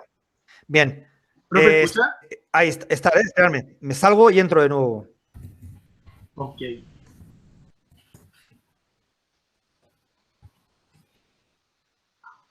Fer, ahora no te escucho. Ah, ¿está molestando? No, la Fer no. Pero Fer, Rafa estaba molestando. Fer está molestando. No, ahora no la escucho. No, yo tampoco escucho a la Fer. No te escuchas a una Fer. Ahora os oigo. Era Pero la problema Fer ya mío. no se escucha. No, la Fer no está molestando. Pues A ver, se Fer, tiene habla. Bien, no te escuchamos, Ya. Fernanda. Está Qué solitario. bueno. Salta y conéctate de nuevo. ¡Qué bueno! Fernanda, tienes que salir y tienes que volver a entrar. Sal y entra, para que así se activa tu sonido. Y no he sido yo la que la ha silenciado, ¿eh? Fernanda, a ver ahora. Uy, Pero tampoco. va. No, Claro. llámanos por teléfono. Quizás anda configuración, abajo a la derecha, donde dice opciones, los 3 puntitos, y ahí pones configuración. Y te sale audio, y ahí sale el micrófono, y quizás está... Donde está el chat, abajo a la derecha, al lado de levantar la mano, hay 3 puntitos. Dice más opciones. Cliqueas ahí, te vas a configuración, y ahí te sale el micrófono y altavoces.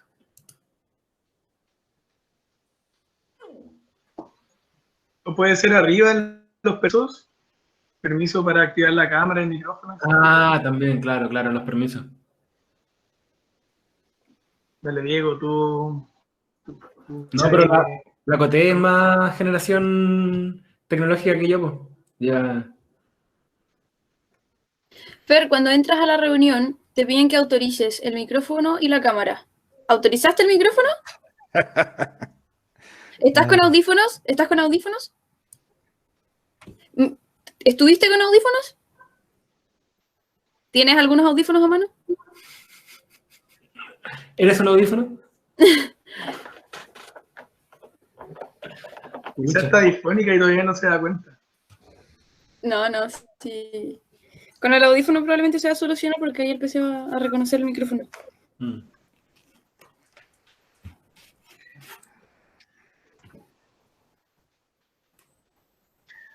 ¿Tengo alguna duda de la ecocrítica, como bien dónde se centra? porque lo que Ya. estoy viendo es que se centra como en el antropocentrismo débil, ¿cierto? Desde ahí como comprender un poco la naturaleza. No, depende del marco teórico del que tú partas. Si tú cuando le veas un marco teórico, en ese marco teórico, es decir, la cuestión de ecocrítica es muy amplio, es decir, es ver la relación ser humano-naturaleza o cuestionar, o incluso cuestionar esa dualidad.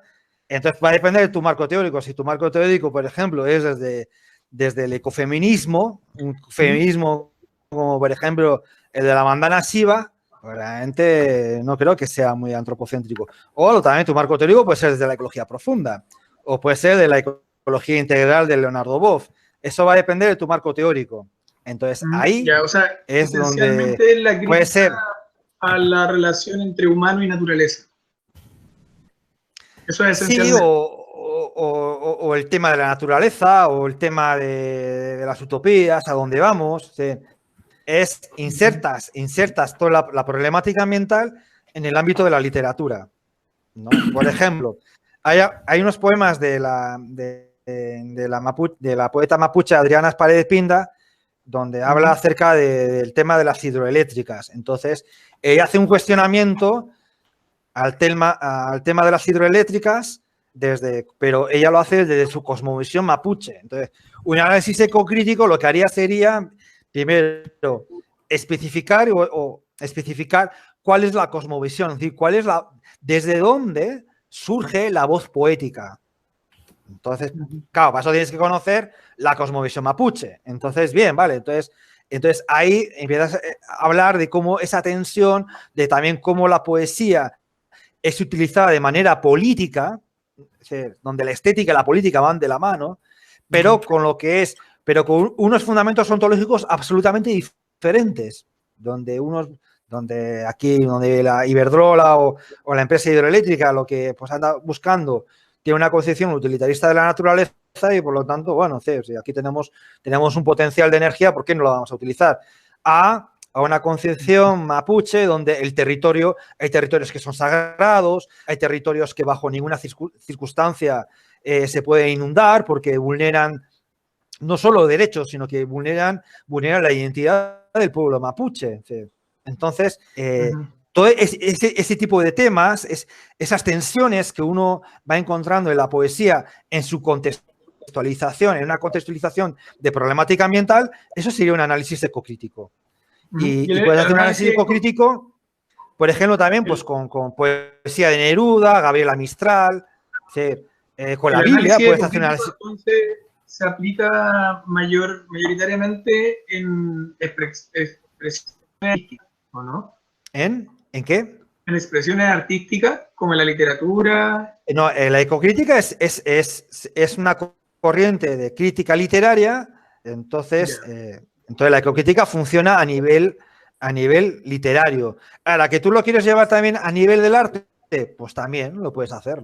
Puedes hacer un análisis ecocrítico de obras de arte. Puedes hacer un análisis ecocrítico también de películas, ¿no? Por ejemplo, Avatar. No sé si habéis visto la película Avatar. Bien, pues ahí puedes hacer un análisis ecocrítico, porque hay dos cosmovisiones en tensión.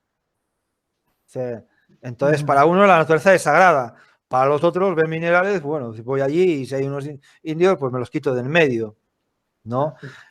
También, incluso Avatar, por ejemplo, la podemos hacer desde los estudios decoloniales, que están tan de moda hoy en día. La podemos hacer de estudios culturales.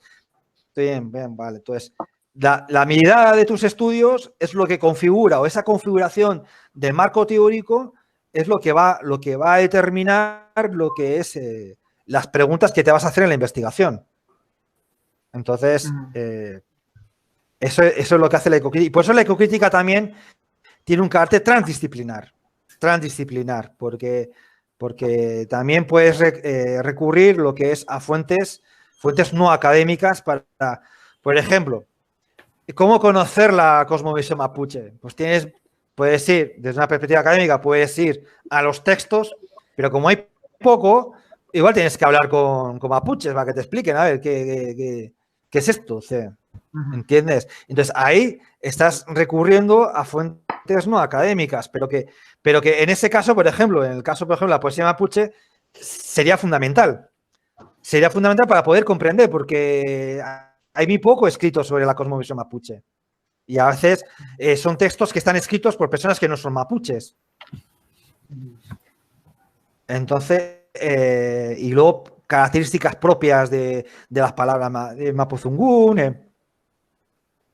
El mismo concepto de poesía para los mapuches es muy diferente al concepto de poesía que tenemos nosotros, porque hay un montón de rituales que están poetizados, pero que sin embargo desde una perspectiva académica no son registros literarios, pero podrían serlo para los mapuches. Entonces hay todo un tema.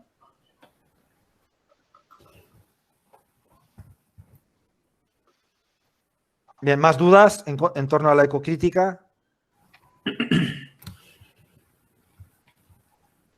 Yo quizá me podría desviar un poco. Ah, bueno, en la oferta había... Escribiste la pregunta, ¿no? Ah, sí, dice... era una intervención muy breve, a favor nuevamente de la parcialidad. ¿Por qué no todos los humanes, somos igualmente causa de la catástrofe ambiental?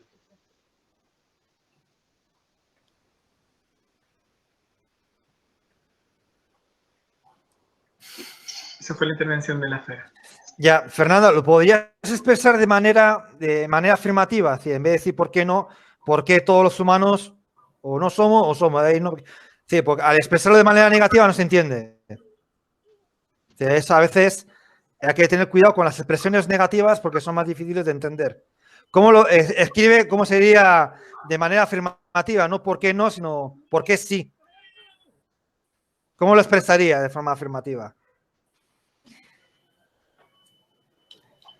Y eso también cuando tengáis que redactar informe, cuando tengáis que redactar la tesis de maestría, evitar ese tipo de expresiones porque no se entienden. Uno tiene que ser muy claro ahí. A ver, Fernanda, estamos esperando.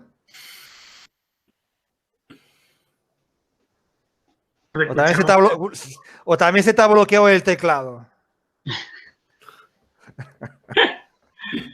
Podría mandar un audio al grupo de WhatsApp y nosotros lo ponemos en el micrófono. Sí. Ahí lo envió.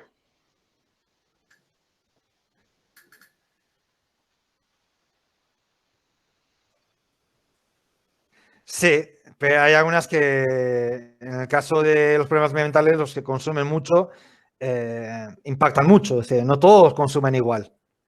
Por eso a mí el concepto de huella ecológica o el concepto de Manfred Ecosón, desde un punto de vista energético, también hay otros índices, son muy interesantes porque ustedes mismos se pueden meter en huella ecológica, en la página de huella ecológica y hacerse escribir un tipo Ecosón, sí, eso está en sus textos, que es cuánta energía debería consumir una persona para mantener la sustentabilidad. Sí, también un índice interesante, aunque nadie le dio bola. Sí, eso es... Nadie le dio, sí, porque luego posteriormente vino la huella ecológica y todos se quedaron con la huella ecológica, pero la cuestión de Ecosón también es lo mismo. Es decir, cuánta energía nosotros para lo que es para vivir sustentablemente necesitamos. Entonces, ¿qué sucede? Que también desde tanto la huella ecológica como desde el Ecosón, haces un viaje en avión y ya te cargaste. En teoría, si nosotros queremos ser sustentables, por ejemplo, deberíamos de eliminar los viajes en avión, porque los viajes en avión no son nada sustentables. Por eso también el enfoque de lo local, del consumo de lo local, es súper importante.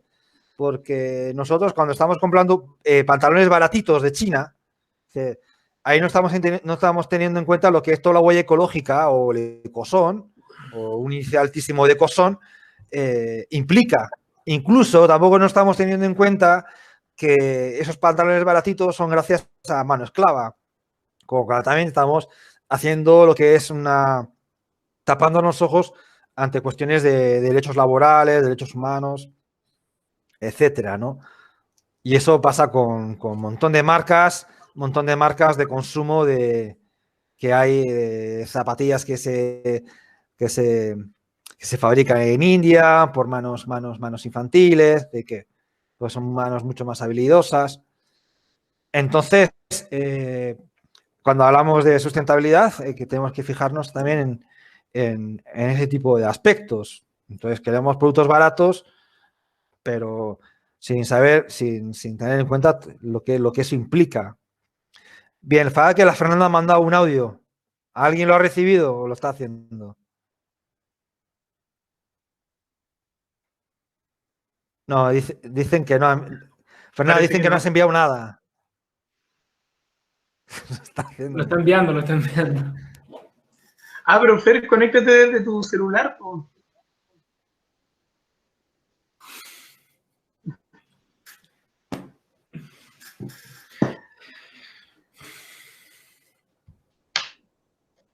¿Qué dice por WhatsApp?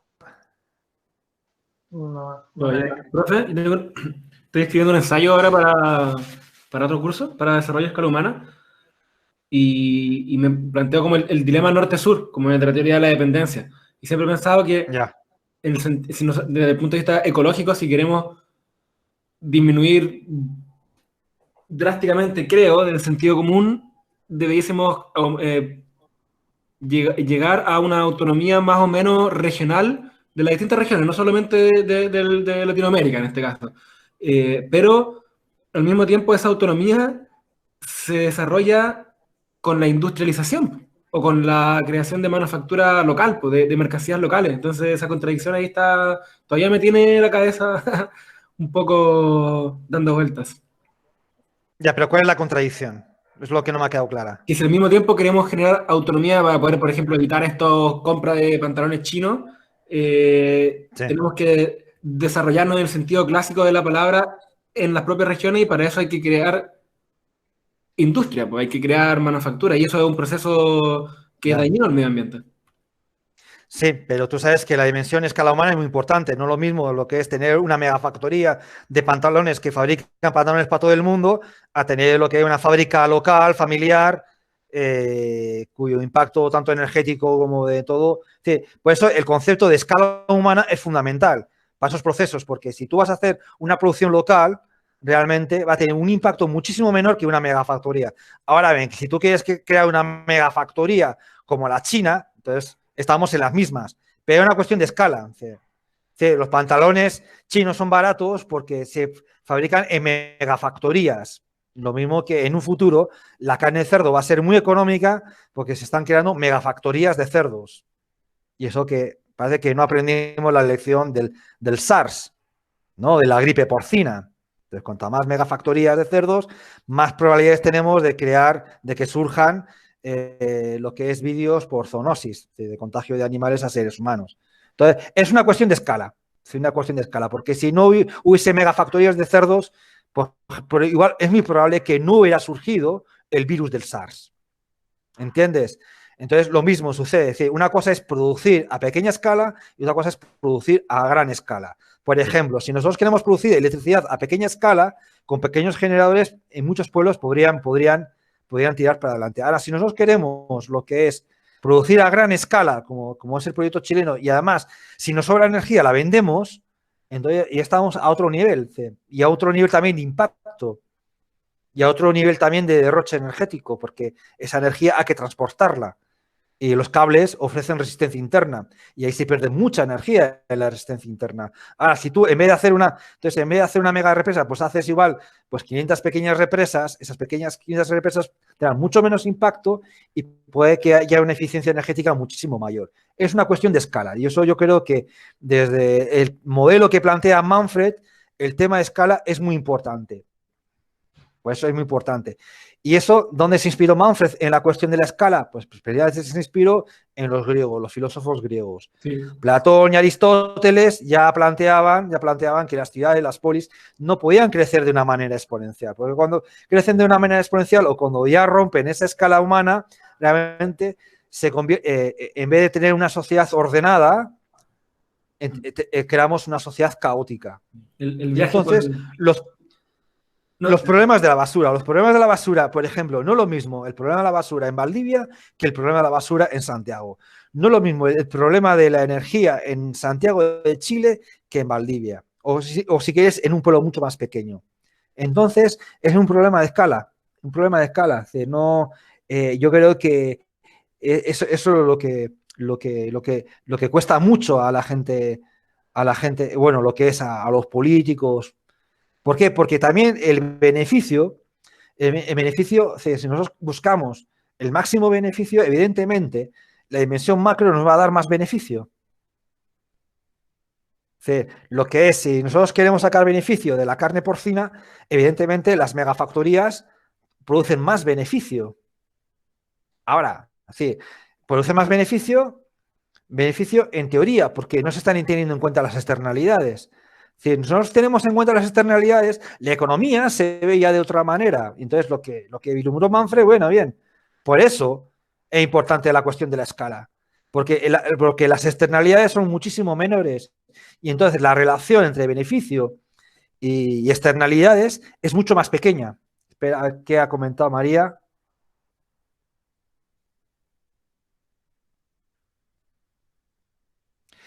Bien, la cuestión de evaluación es lo que comenté, lo que es al principio de la clase. Es decir, son dos trabajos. Sí, está el trabajo escrito, que es un trabajo de integración de los contenidos que se han visto en el curso.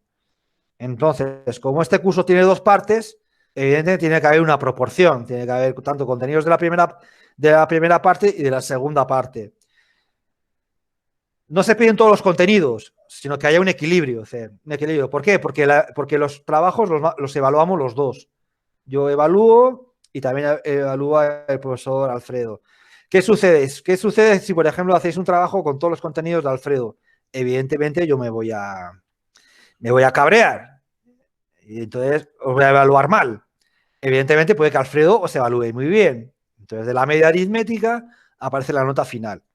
Bien, entonces, como también es la mirada del curso también es darle énfasis a la cuestión transdisciplinar, hay un trabajo práctico, estético, artístico,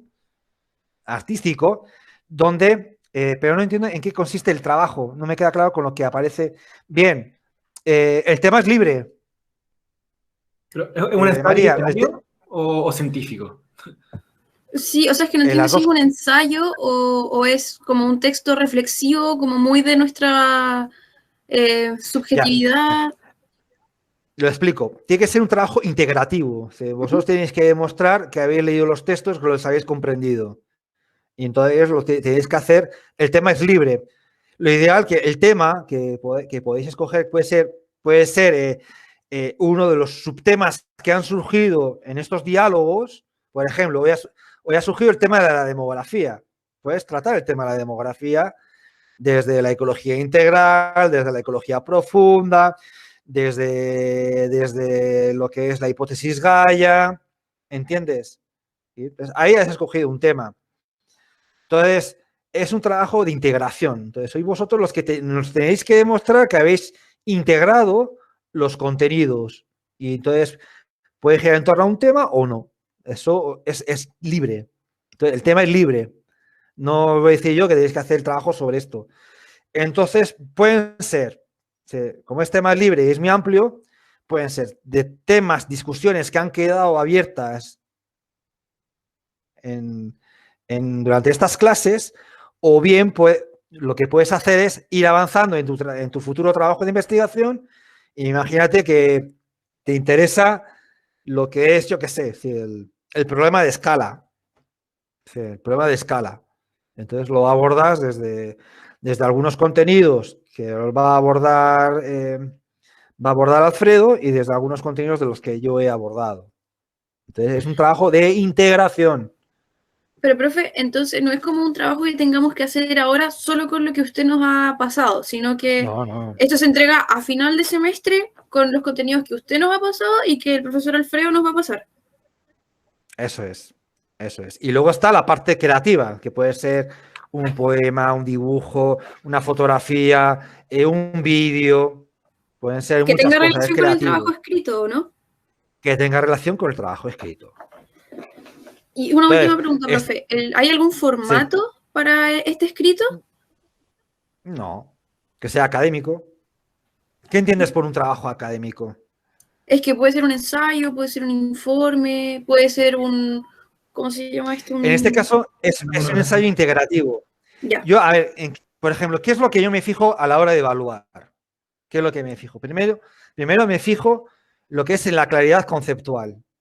Es decir, por ejemplo, que no me estéis, por ejemplo, no confundáis la ecología integral de Leonardo Boff, lo que es con el concepto de ecología profunda de Arne Naes. Uno es un concepto que lo elabora, lo desarrolla Boff, y otro es otro concepto que lo aborda Arne. Es decir, claridad conceptual. Por ejemplo, un típico error conceptual, que confundáis el concepto de ética con el concepto de moral. Incluso yo con algunos estudiantes tuve alguna discusión bastante seria, porque me querían explicar a mí lo que era una cosa y lo que era otra.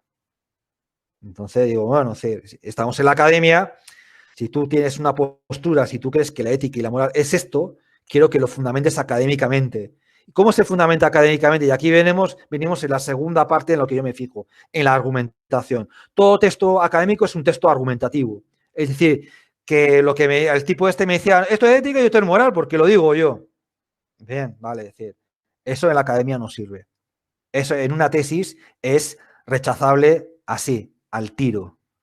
Chao, sí.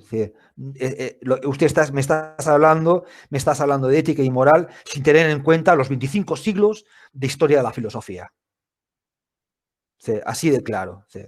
Y así se lo expuse al chaval. Mira, sí, si quieres, envía tu texto, ya que es tan bueno, envíalo a una revista indexada, de doble par ciego, y si cuela, te doy la enhorabuena. Evidentemente, eso no se lo publicaba a nadie.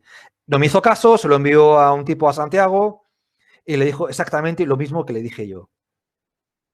Era muy cabezón el tipo, era muy porfiado. Entonces, claridad conceptual y luego argumentación. La argumentación es lo mismo que decía Platón en diferencia entre episteme y doxa, ciencia y opinión. La opinión, digo, pues bueno, yo pienso que el cambio climático es culpa del primer mundo y capitalismo. Bien, eso es una opinión. Bien, cuando paso a la argumentación, cuando yo soy capaz de decir por qué eso es así. Y cuando yo digo el por qué de eso es así, me fundamento, me sustento también en textos académicos, tal como lo dice, por ejemplo, Botura de Sousa Santos, el capitalismo, está ligado al patriarcado, está ligado al colonialismo, es un discurso del primer mundo que somete a no sé qué, el extractivismo es una de sus consecuencias, tenemos estos datos, es decir, el progreso de estos países está, ofrecemos datos, como en todo, hay una dimensión objetiva cuando yo estoy fundamentando, porque me baso, lo que digo yo no es porque lo diga yo, porque yo lo pienso, sino que además también lo dice tal persona, hay estos datos. Eso es argumentar. Y eso tiene que aparecer en todo texto académico. No es una opinión. Yo no os pido vuestras opiniones personales. No os pido. Si vais a mencionar vuestras opiniones personales, tienen que estar fundamentadas. Y ahí dejan de ser opiniones, son argumentos. Entonces, todo texto académico se caracteriza por ser un texto argumentativo. Y por eso, por ejemplo, cuando uno expresa una idea, si vosotros vais a hablar, bueno, yo tengo mi concepción de la naturaleza es una concepción de carácter ecocéntrica, ¿no? Entonces ponéis entre paréntesis, si seguís el formato APA, Leopold 1949. ¿Qué estáis diciendo? Lo que estáis expresando es decir que yo tengo una concepción de carácter ecocéntrico y además esa idea de ecocentrismo está presente en Aldo Leopold. Entonces yo voy a la bibliografía y veo ética de Aldo Leopold o Leopold Aldo 1949, ética de la tierra. Ah, mira, está utilizando el texto de la ética de la tierra, va a decirme, mi concepción ecocéntrica es como la que planteaba Aldo Leopold. Ahora, bien, dice, no, yo tengo una concepción biocéntrica. No voy a citar a Aldo Leopold, porque Leopold habla explícitamente de ecocentrismo. ¿Quién habla de biocentrismo? Arne Naes. Habla de biocentrismo. Que yo tengo una concepción cristocéntrica. Si yo lo digo así, es una opinión. Pero si yo pongo, por ejemplo, Boff, 2001, y yo me voy a la bibliografía y veo lo que es ecología, el texto de ecología de Boff, Bien. Entonces ya deja de ser una opinión y es una opinión fundamentada. ¿Fundamentada en qué? En los textos que hemos visto en el curso u otros. Pero a mí lo que me importa es en los textos que hemos visto en el curso. Bien, Fernanda, ¿te escuchamos? A ver si no sabemos. ¿Sí? Sí. Te escuchamos en mono, pero te vemos en estéreo. A ver, para que me vean de perfil también. Oye, no, hay una cosa que no me queda clara. ¿Para cuándo son estos trabajos? Porque son 2 trabajos distintos, pero se entregan en el mismo tiempo al final del curso. Sí, se integran al final del curso, sí. Claro. Ambos. Puedo entregarlo todo el mismo día. Uno es académico y otro es artístico. Sí. Que giran en torno a un mismo tema. Porque me entusiasma mucho. Sí. Genial. Entonces, eso es. Entonces, el trabajo es libre. Libre, pero tienen que estar los contenidos del curso. De manera equitativa. 2 evaluaciones, fin. ¿Qué? Son esas 2 evaluaciones, fin. No están vinculadas entre sí. No es que yo después artísticamente expreso lo mismo que expresé con todos estos argumentos muy científicos, no. Pueden ser de 2 temáticas distintas, tomando obviamente la referencia de lo que hemos estado estudiando en el curso. Sí, Ya. puede ser. Si te es más cómoda así, puede ser. Sí. ¿Puedo decir brevemente lo que estaba intentando decir por todas las maneras del mundo? Bueno. Ya. Muy brevemente, porque ya sé que es la hora de cerrar la clase y de hecho yo tengo que irme pronto, pero es que ayer me pasó una cosa muy rara que no me suele pasar, y es que de repente, yo estoy todavía tratando de entender, Iñaki, los compañeros ya saben, pero te cuento a ti y al Pipe, todavía entender el asunto de la entropía porque no lo entiendo, entonces como que todavía de repente estoy como haciendo algo, voy manejando, no sé qué, y como que voy entendiendo. Entonces, pensaba como, de repente me vino un pensamiento como de, bueno, es que igual siempre estamos caminando hacia esa entropía, un poco da lo mismo si lo hacemos más rápido o más lento. Obviamente que no da lo mismo, y ojalá que no estuviéramos destruyendo el planeta así porque sí. O sea, para que una gente juegue unas tonterías de unos números en una cuenta bancaria, sin que ello redunde para nada, ni siquiera en la felicidad de ellos mismos, porque por último, ya mira, no sé, podríamos discutirlo.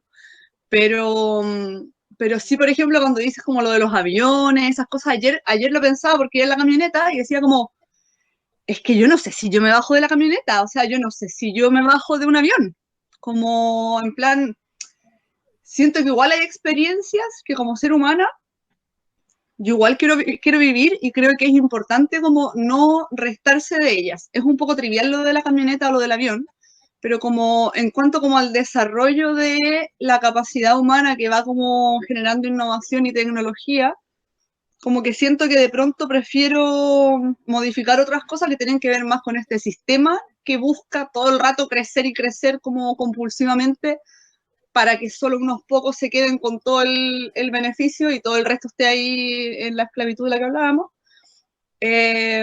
Pero sí, quizás yo, Fernanda, como individualmente y personalmente, me pueden tirar a la hoguera lo que quieran, pero sí me pasa que siento que estoy dispuesta a correr con los costos como morales, no sé, de ciertos avances tecnológicos que nos permitan como humanidad tener cierta experiencia y ciertas reflexiones que quizás sin esas cosas no podríamos tener. O sea, yo lo hablo desde mi historia. Yo, sin haber usado los aviones que he usado, no podría haberme enriquecido como en mi experiencia humana de mi corta vida, que es un grano de arena en toda la humanidad, si no hubiera generado esa huella ecológica de viajar en esos aviones y de ir a ciertos lugares. Entonces, como que ayer pensaba en este punto, ¿no? Como igual, aunque fuéramos los perfectos más ecológicos del universo, igual estaríamos caminando con la entropía hacia la dispersión de todo esto que conocemos. Entonces también digo como que, por eso que la magia, como que digo también esto quizás, como si uno lo ve como una novela, es como la historia de la humanidad queriendo comprender o experimentar ciertas cosas y desde ahí como que hay cosas que no restaría. Sí, lo que pasa es que el juego que estamos jugando hoy día es un poco absurdo porque es que nadie gana. Entonces ahí sí que me surgen como cuestionamientos, pero no sé si me di a entender. No me quemen en la hoguera sin asegurarse de que han entendido ya. Perfectamente. La verdad Bien, es que te escuchamos en todo lo que hablaste. Ya. ¿Cómo? Ah, no te escuchamos. Ya. Mira, ahí tienes un dilema moral. Sí, resolver. tremendo. Pues eso es un dilema, ¿sí? Porque no es tan sencillo de resolverlo. Si se resuelve ya deja de ser dilema. Entonces, claro, sí, somos lo que hemos hecho hasta ahora, pero bueno, sí. Eso ya queda para la reflexión de cada uno, ¿no? Cómo resolver Tengo ese una dilema pregunta o no ahí resolverlo o olvidarlo. asociándolo con la pregunta de la Cote sobre la evaluación. Yo ahora hice el ensayo y ya lo mandé. Entonces, ya me lancé. Pero en realidad no sé lo que es un ensayo, ni lo que es un texto científico, ni nada de esto, porque como les decía, yo estoy muy alejada de la academia y creo que va a ser nuestra experiencia. Ya. Pero me pregunto, por ejemplo, en un texto como lo que tú estás esperando para nuestra evaluación, si yo estudiara y desarrollara esta idea que acabo de plantear, yo no voy a poder llegar a una conclusión de la que quiero convencer a la gente porque no me interesa y porque no es posible. Pero sin embargo, igual puedo construir un texto científico en base a toda esta faramalla que yo voy haciendo. Es que la idea de un texto científico, Fer, no es convencer a las personas, es crear conocimiento y poder hacerlo Claro, pero un entendible. conocimiento que sea más o menos una cosa válida, no sé, demostrable, ¿o no? Es que si tienes argumentos, puedes hacerlo. A ver, te estás yendo Puedes para sembrar una la duda parte nomás, puedes cuantitativa. sembrar una duda y no una certeza. Sí, ¿Sí? puede ser.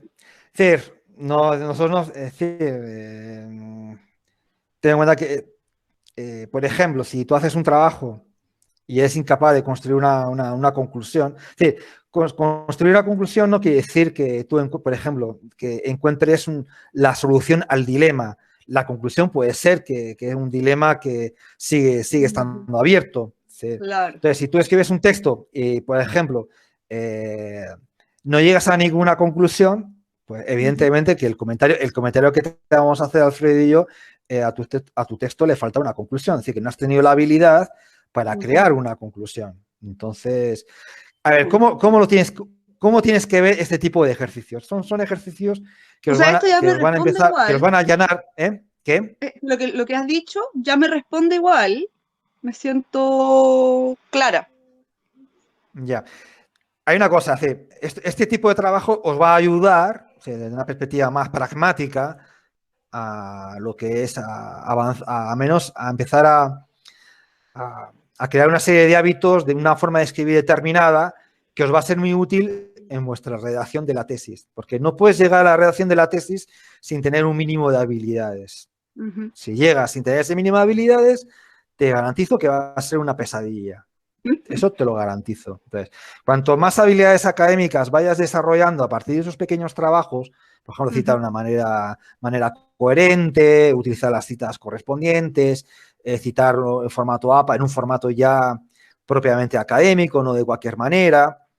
Entonces, eso te va a ayudar, porque todo lo que aprendas en la forma de redactar académicamente te va a ser de muchísima y de gran utilidad a la hora de redactar la tesis, porque la tesis la vas a tener que hacer de una manera estrictamente académica y con un rigor muy superior, porque ya es una tesis de magíster, es decir, que más o menos no se te va a pedir que tengas una bibliografía al 100%, pero sí te pueden exigir que por lo menos que algunos temas de tu tesis puedan convertirse en un artículo y ese artículo pueda ser evaluado por doble par ciego y en revista indexada. O sea, ya estamos, magíster, posgrado, ya estamos en ese nivel, en el nivel de que nosotros ya deberíamos de tener la capacidad de poder escribir un artículo en una revista indexada.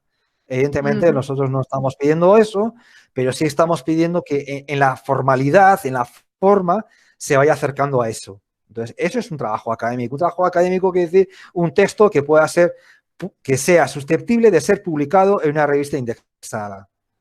Entonces, ahí hay un estilo, depende a la revista a la que vayas a enviar, no es lo mismo una revista de filosofía que una revista de economía. Evidentemente, en una revista de economía te van a pedir lo que es datos, una investigación de carácter cuantitativo.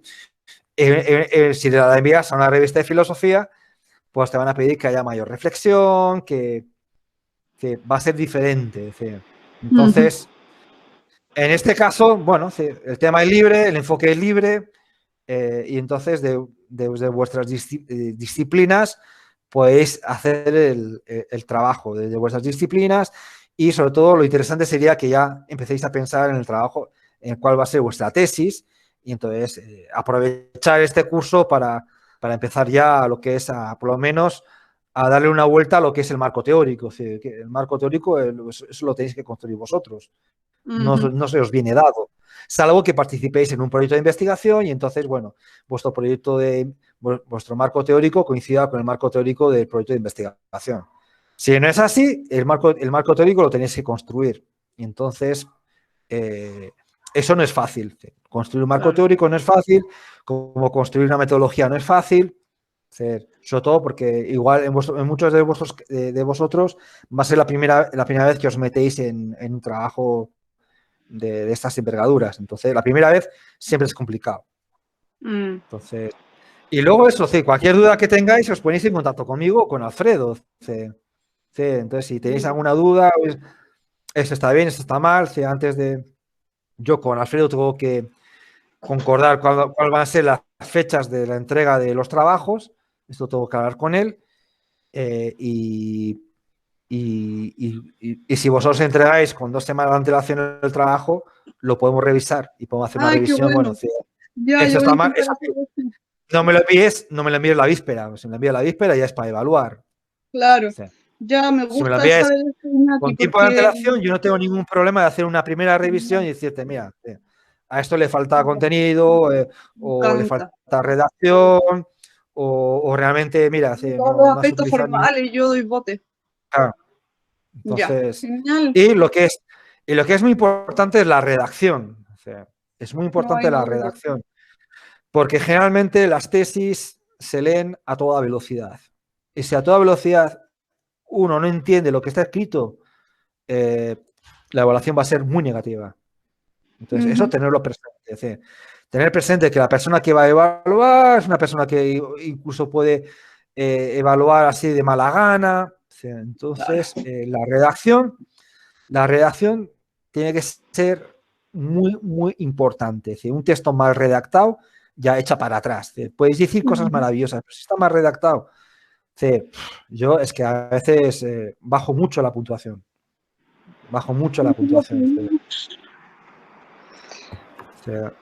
Me tengo que ir, lo siento. Sé que abrí. Perfecto.